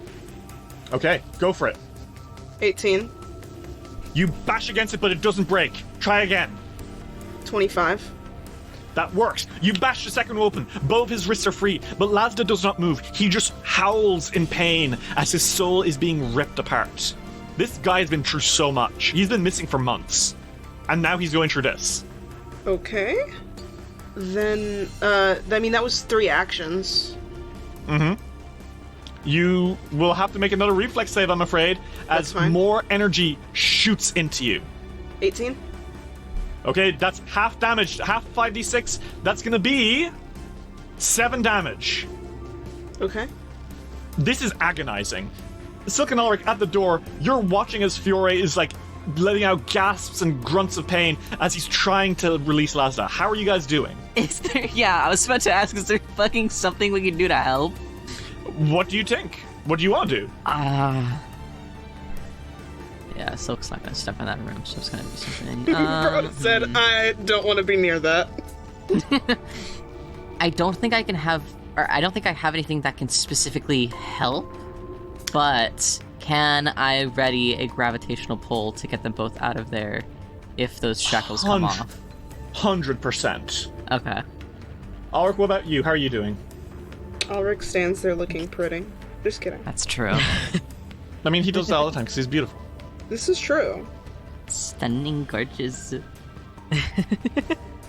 Oh god, I don't think there's really anything that Alrik can do other than like noise blast, but that's Well, actually, Alrik. Huh? Courageous Anthem gives you a bonus to... Is it attack rolls? Not just strikes? attack rolls, damage rolls, and saves against fear effects. Force Open. Ooh. Force Open has the attack trait.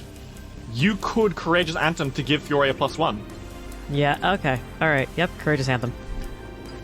Alrik, do you whistle? Do you strum? How's this? Alrik has... I think Alrik's had the lute out, so Alrik's strumming maybe. Okay. Fiore, you're feeling a little more confident this time around. Come on, 3 actions. Do you want to smash the other ones? Yeah. Okay, make me that legs check, and this will be with a +1. Oh shit! Oh. That's a nat 20. Fury, what do you do? I'm gonna let you smash him out with the rest. Like both of them? Both of them at the same time. That's so good. I think that he finds a part of a point where both of them are both of them are close enough to each other that he can slam it down, like his shield down at the same time, like on both of them. A loud shattering echoes, and Lazda is freed from the chains. Fury, what do you do? I think Fiore is like immediately picking him up. Okay, Silk, you grab Lazda and hold him in your arms. Silk, what do you do? Both of them are pulled 20 feet towards me. And that pulls them out of the room. And you stumble out, you fall on your face, and you're back in the dining room. And it's over. Lazda is just a complete mess right now. He's just gasping out in pain. But you've done it, you've saved him. And Alrik, as you look over Fiore into the room, you see that light that was coming from below. Well, its prism has been removed, and it fails to penetrate the ceiling. Are you alright? I just hurt a lot. We can take a break. We can take a breather. Yeah. Hold on. I think we need to heal him immediately.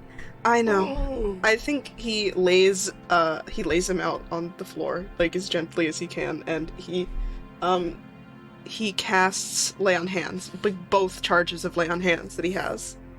I think he lets out a single gasp, and he coughs up some weird blue bile. Oh. This is not good. This is bad feeling. Is this real? Yeah, it's real, it's real. This is not trick, is it? No more tricks. No. No, Volluk is dead.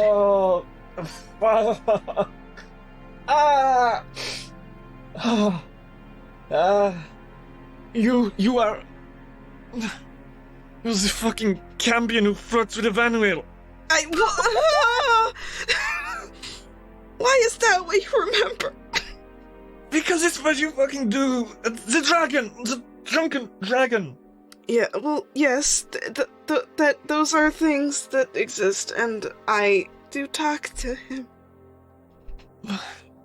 We must get out of here before Volluk is... No, he is not what he seems! I know, we know. He's dead. You're safe, he's gone. We killed him! Borbo punches the air. We did kill him.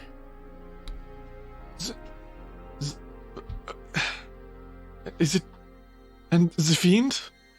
Well... Valgrist, she tortured me for months. She's currently not doing anything at all. She is still down here, but you will not be seeing her again. Yeah. We are taking you home. Yeah. Home? Home. It is over? It's over. We know the way out. We've been coming and going for a while. Not all the way down here. I just wanted to be a wizard. That may be, but please do not follow strange men into the woods to search for your magical dreams. He was so kind to me, I can't understand. He was probably trying to trick you. I met him. Mama always wanted me to take her job in the Drunken Dragon. And I didn't want this. I wanted to be wizard. And I would go out to the edge of the woods to practice. And he would teach me. He taught me cantrips. And he told me I'd be his apprentice here in the dungeon. And...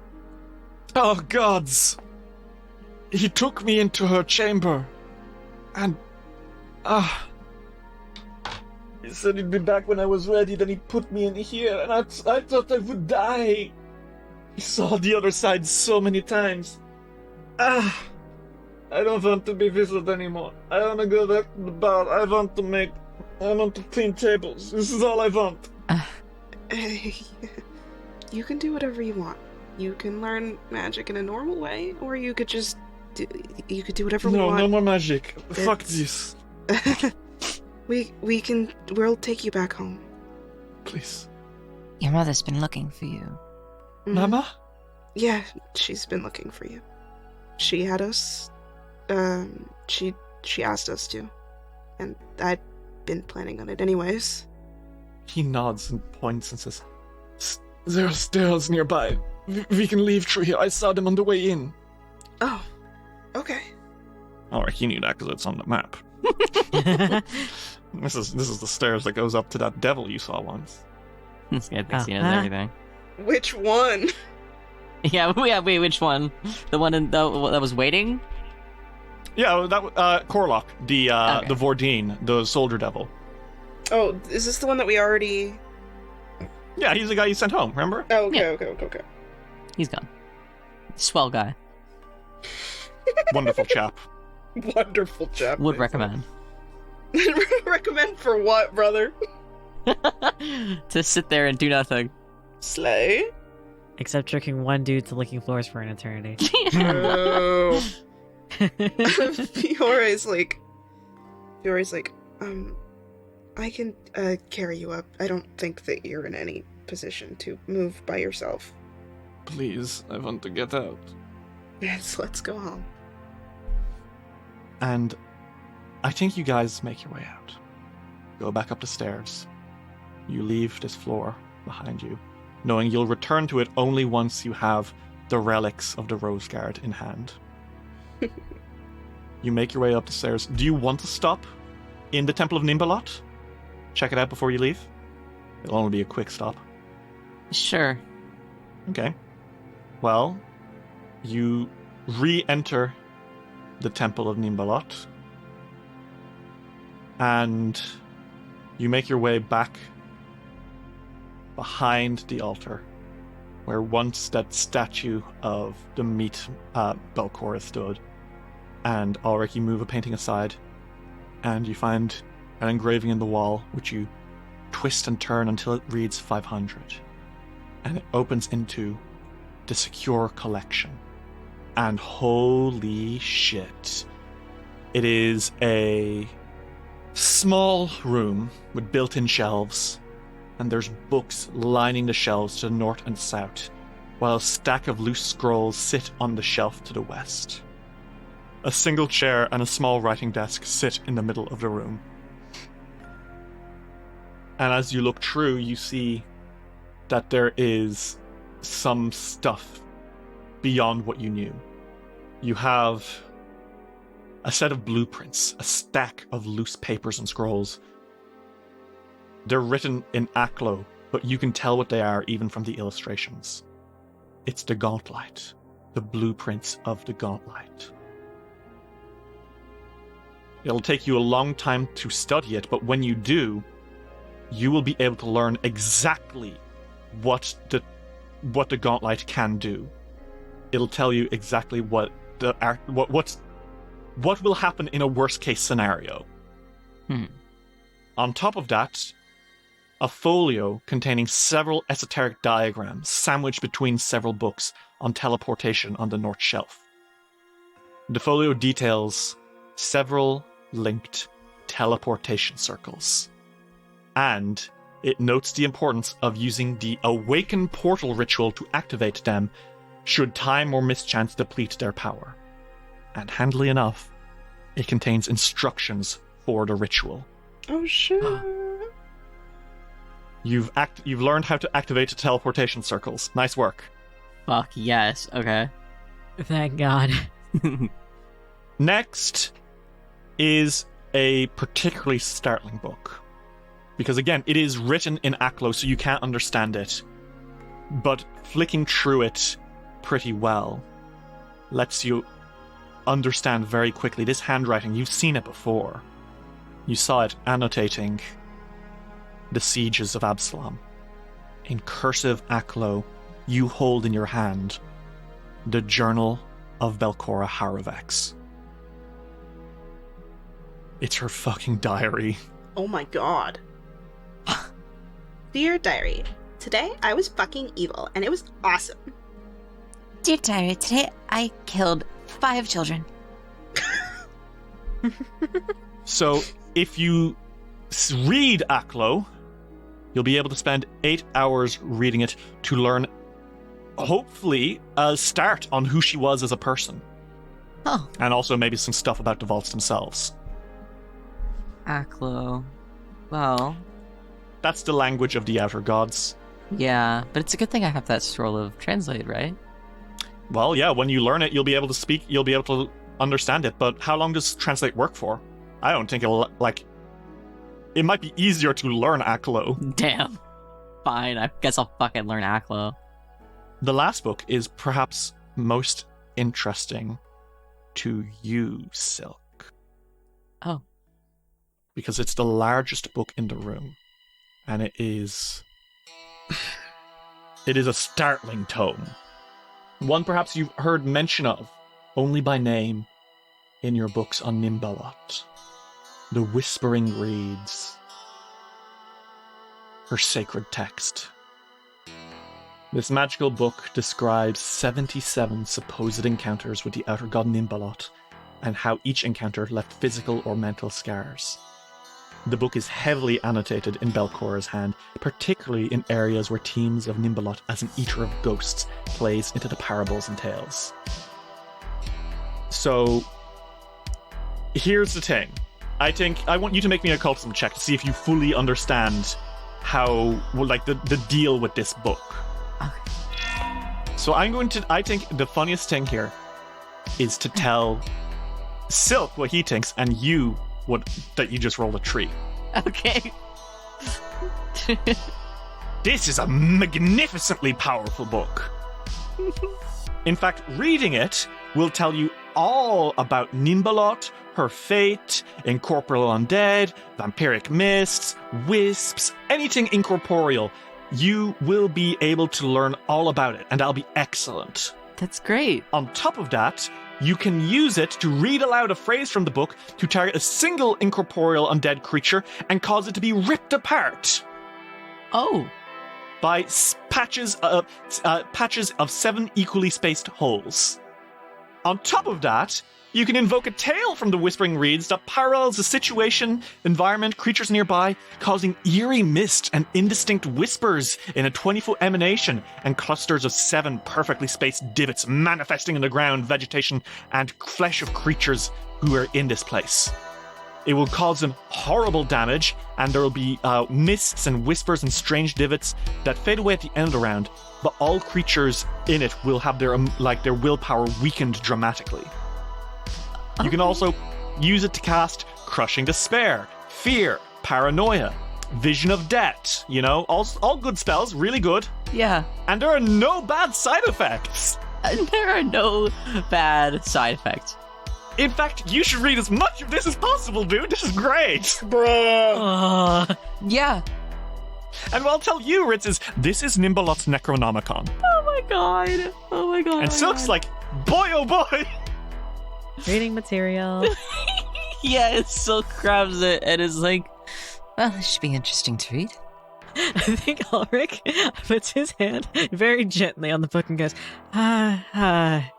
this probably won't be the greatest thing to read. So what you know, Alrik, is that all those things are true. It does have great power. It will rip apart ghosts. It's phenomenally good at doing so. But every time you do so, you are opening a little window for Nimbalot to look at you through. Oh my god. The empty debt. This is something you read about in that brief paragraph of on Nimbalot, is that she has a curse called the empty debt. And if anything's gonna give you the empty debt, it's flicking through her tome willy-nilly like it's no fucking problem. Like it's the book of the week. Yeah, exactly. You can't.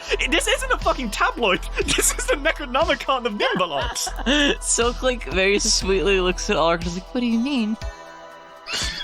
Let's just say that this is incredibly powerful, quite useful. However, you will give Nimble a little peek into what we're doing, how we are, and may or may not see the empty death.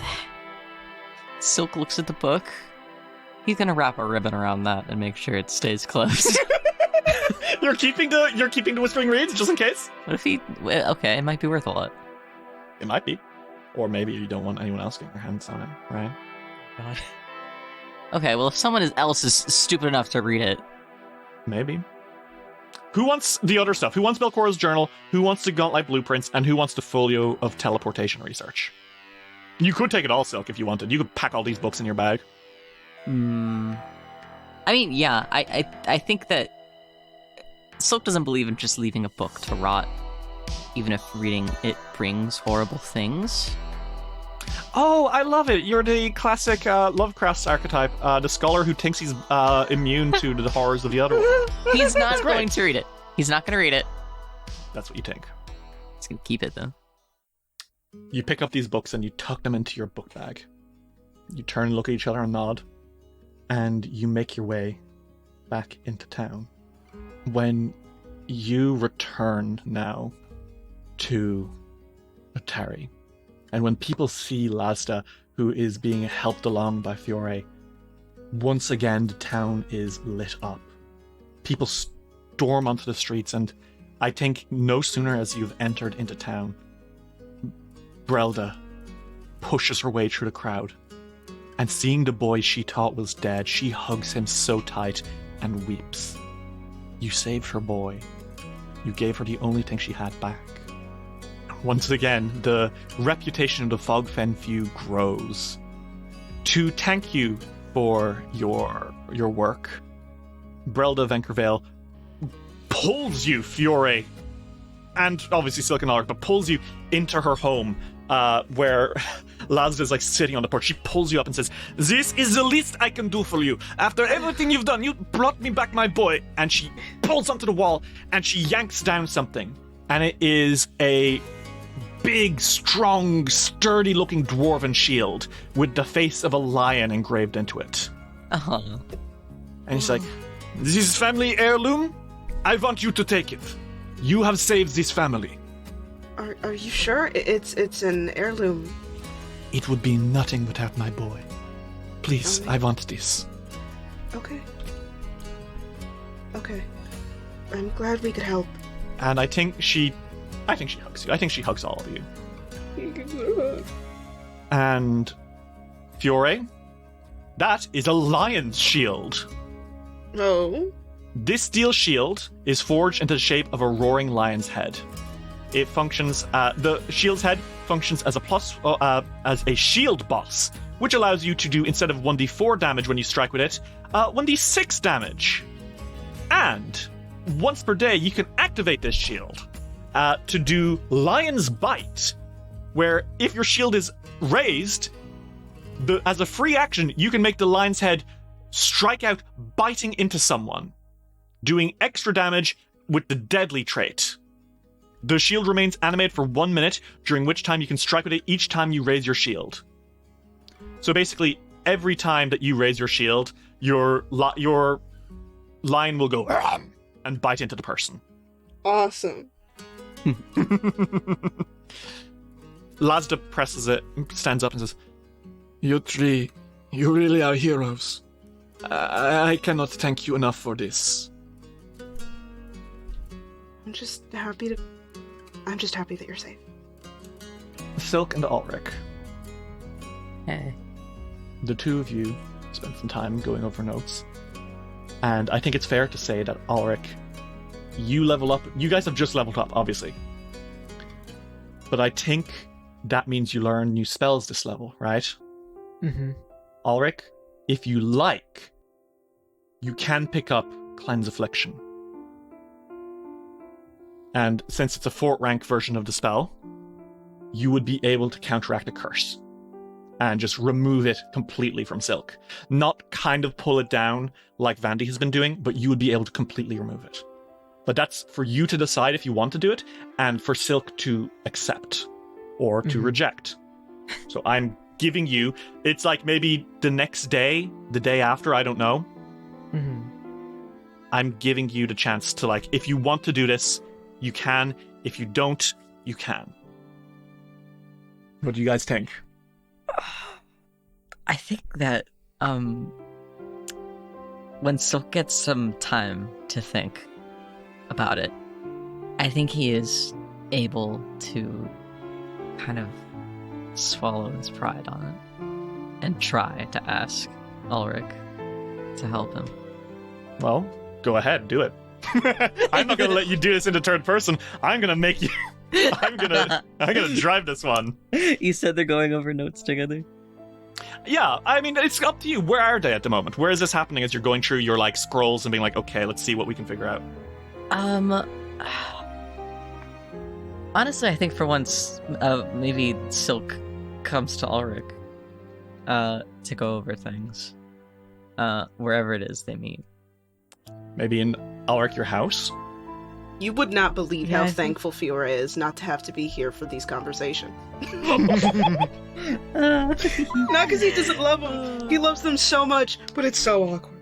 It's so awkward. Yeah, I think it would actually be in Ulrich's house. So the funny thing about Ulrich's place, a very funny thing, is that he only got his room. That's all he got.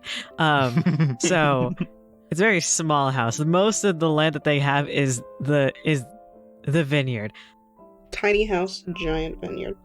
Yeah, pretty much. So they're likely studying, going over notes in Ulrich's room. It is an organized mess, is the best way I can put it. There are books everywhere, and Silk can now see that Alrik has, like, newspaper clips of important events that have happened within the area and anything that has been, like, worldwide news. Oh my god. Oh my god, you're collecting stories on adventurers? Mm-hmm. That's so cute. I'm throwing myself into the mouth of the line. Okay, let's see. Let's just give a few clippings, shall we? Yeah? Yeah.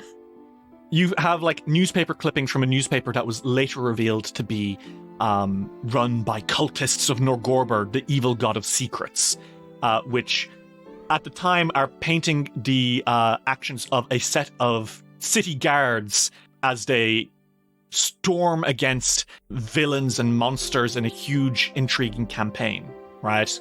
There's tales of a traveling circus which made its way throughout the Isle of Kortos, defeating dinosaur men and relighting ancient towers. Completely unreal. You've got... You've got clippings about... There's newspaper clippings of the king of a northern nation and his two closest advisors running, like, rampant through Absalom as a monster escaped from the Radiant Festival, and they helped track it down before it could destroy a whole village. And on his bedside table, not quite yet put up on the walls, are a selection of newspapers from Otari, the local brochures, handwritten, hand-printed, detailing the works of the recently named Fogfen Few as they slew monsters in a graveyard and saved and captured the evil wolfman who had once tortured the town. Only 2 issues, and certainly next week's will have even greater tales. Oh. How you doing, Silk? I think that even despite the mess, Silk finds Alrik's room especially charming. Though he has offered to help him tidy it sometime. I think that they do go over some of the stuff that they found, and there's awkward tiny chat for a good portion of this visit, but I think that at some point, maybe when they're done kind of surveying the map maybe and comparing it to Silk's, he closes his Astronomicon with kind of a hand over the top of it, tracing the really like pretty golden embellishments that he's stuck on there over the years. I wanted to say I'm sorry for keeping something from you. I knew that you might have been able to help. I know how capable you are, and I've never doubted how capable you are. And I know that you are very kind with me. And I would never expect you to not be. But I guess the doubt lies in myself, doesn't it? I don't think I could ever burden you with exactly how I've been afflicted, but knowing that you know it all. I'm very afraid to be ugly in front of you, Alrik. I'll be honest, unless you act incredibly unlike yourself, I really doubt that could happen. Well, it is very unlike me to be struck with a curse, I suppose. We were all caught off guard that day. We're all spread out in different directions. To be honest, I still feel guilty that I should have been closer. No. It's nothing to do with you, Alrik, I promise. I shouldn't have been lounging deep in the dungeon. I should know better that there are dangerous things crawling around down there. It's my fault, and I don't mean that in a self-pitying way. I did something stupid, and I was stupid to try and go at it myself. You know, it's funny. At the Dawn Temple, and I was asking for help. One of my options was heading to Absalom for a cure. Well, big city. Probably have some fancy priests that know nearly everything. I think I maybe just feel stupid that I just had no say in the matter. Ever. I deluded myself a little too far this time, I fear. If anyone can cure me, Alrik, it's you. And so, I wanted to ask for your help. You can say no. I know that it's a lot of resources to learn what I need. And you can most likely find far better uses for it. Oh, no. Hey, I offered my help. And I also offered for you to accept or not. I wanted to give you the choice to see what was best for you. And I still do. But if you really are asking for my help, then yes, immediately, absolutely, I will do everything in my power. I know I'd be able to counteract it completely. I just, need to get my hands on the spell. Right. Thank you. Of course. So, I want to ask now. You guys spend some time reading over these notes. You do study. You do level up. Alrik, do you want to learn Cleanse Affliction? Mm-hmm. He said, nah. Alright. Nah, fuck that guy. I'm gonna learn a different spell and I'm gonna placebo it out of him. Come on. Do you want to roll me an occultism check against a DC of Silk's curse? Okay. The DC was a 22. I can say that now. And Alrik, you rolled a 23. Hey, yo. Alrik, you press a hand into Silk's chest and you look him in the eye. And cleansing magic. Tell me how it looks. Tell me how this cleansing magic looks.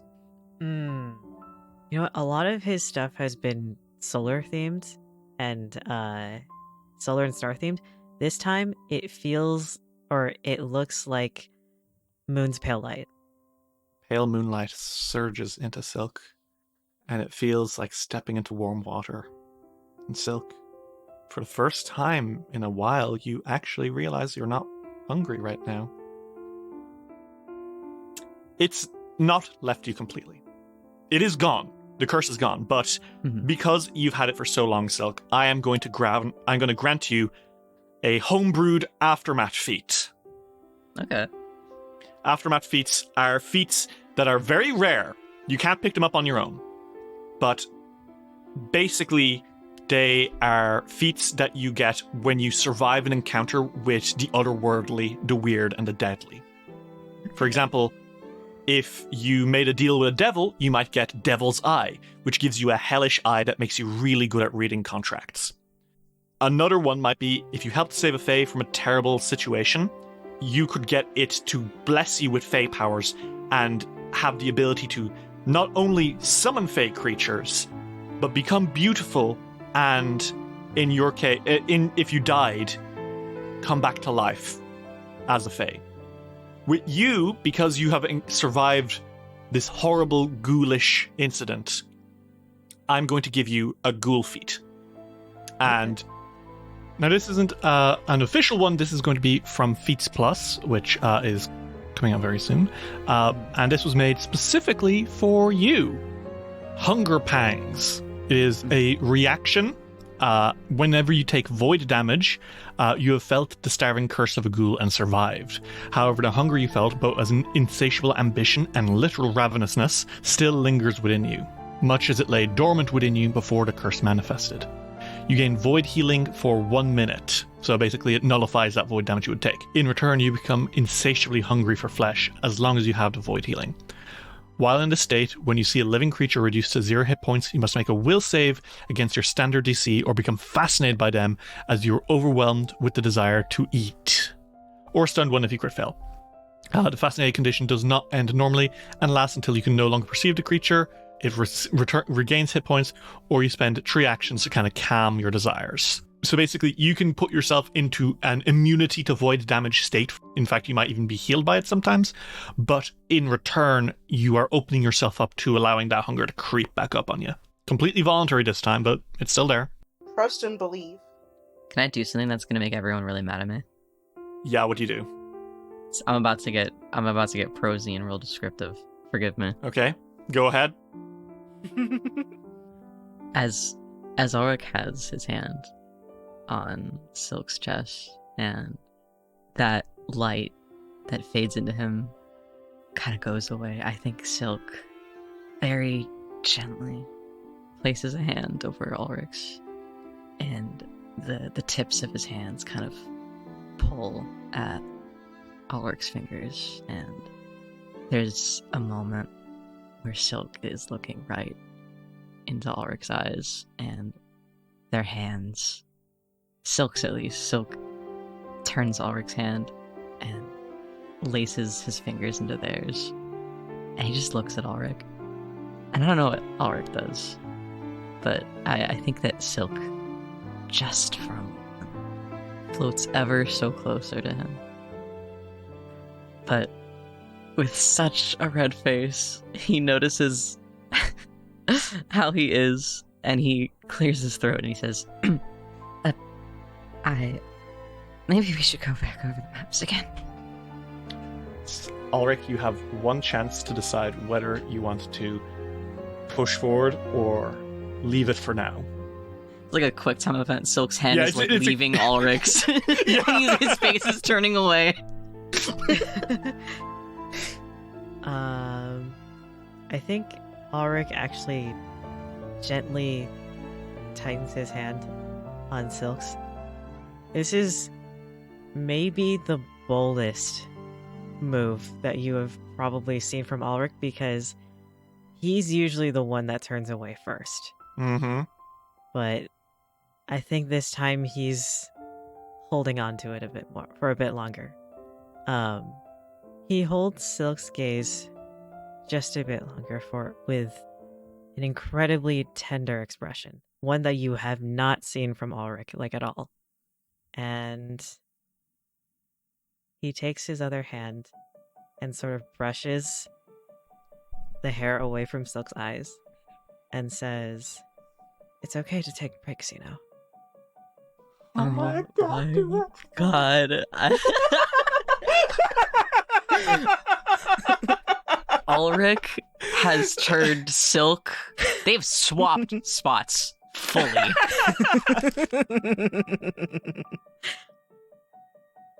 Fucking mirror image.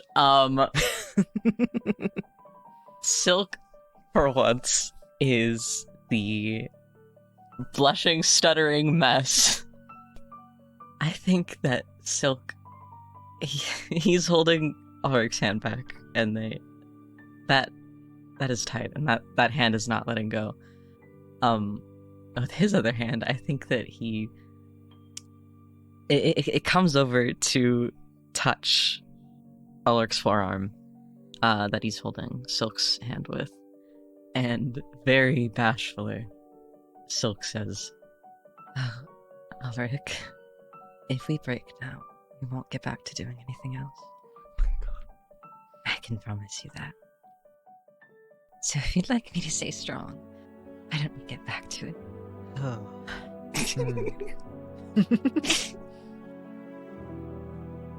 With their entwined hands, Alrik is rubbing his thumb against Silk's hand, and he stares at their hands for a moment and says, right now, the most pressing thing is the trip to Absalom. We can always take our notes with us. It's no problem. Unlike the past couple weeks, we have some time now. I feel as though we, and especially yourself, deserve a break. Silk's eyes glimmer at Alrik, and quickly, but not too fast, he leans up and he kisses Alrik. Yes, I can go! He swings an arm around the back of Alrik's neck. Does he kiss back?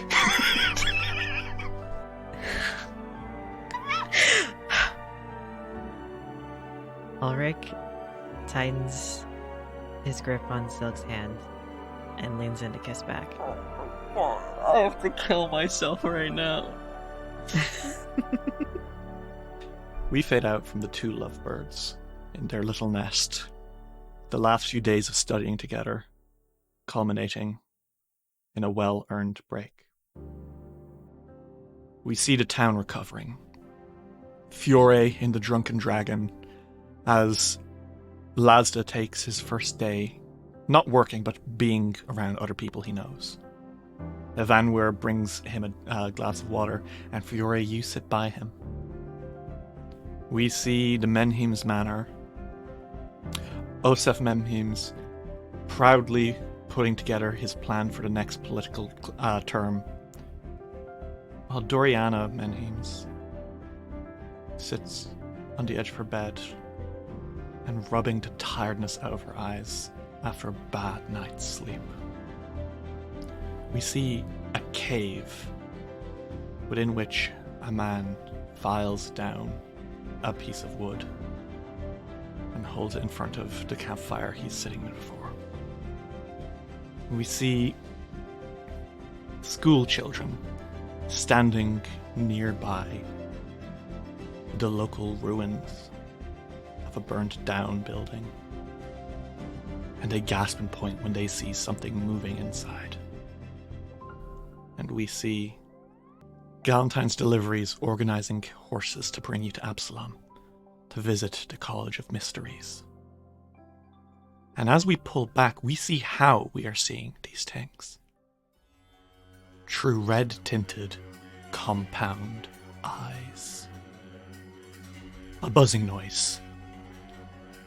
As a little monster, half pudgy baby and half fly, records everything that it sees. And with a buzz, it vanishes in a puff of brimstone through a hellgate, recently reassigned and reporting back to his new master. And thus ends Book 1 of Abomination Vaults. And we start Book 2. Hand of the Devil.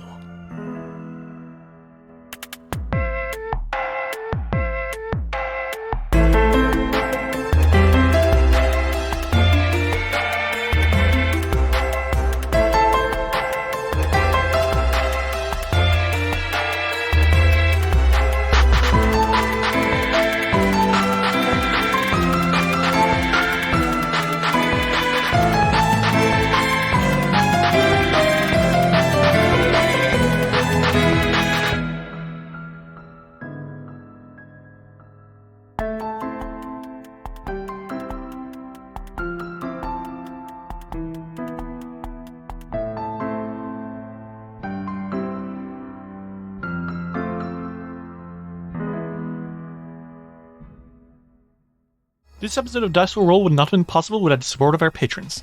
Whitetree A, Horrifying, Lightning Scar, Dr. Caesar MD, A Potato, Derpy Gamer, Quinlan Boss, Princess Alavi, Emily is Gay, Dexton, Meow Mai, Abigail Wallet, Knight the Werewolf Teacher, Ashley, Actually a Bot, Violet, Soul Grease Lobo, Phoebe Jeebies, Daisy Gilliam, Lux Rexus, Tony Saunders, Mita, Arave, When a Worm That Walks Does the Worm, Farrick Falcon, Luis Loza, Aries, Alexander Crizzle, May Cohen, Skyly, Generally Tricked, Transgirl Trish, Bal Punyon, Matthew Wilson Kresnovich, Tillen Shark, Glitch HD, Jay Snooks, Jonathan Love, G Barbera, Luke, Gideon, Simon Strange, Seth, Kira, Lichlope, Gizmo, Cass, Fable McElduff, Ava, Remty Bright, Lonesome Chunk, Steph, Sean C, Natasha Lumley, Rhiannon C, Ellie, Kane Kendrick, Sky Evangeline, Triceratops, Anna Maria, Jordan, Emlyn Aderna, John the Bookworder, SS66 Seeker, and Dame Value III.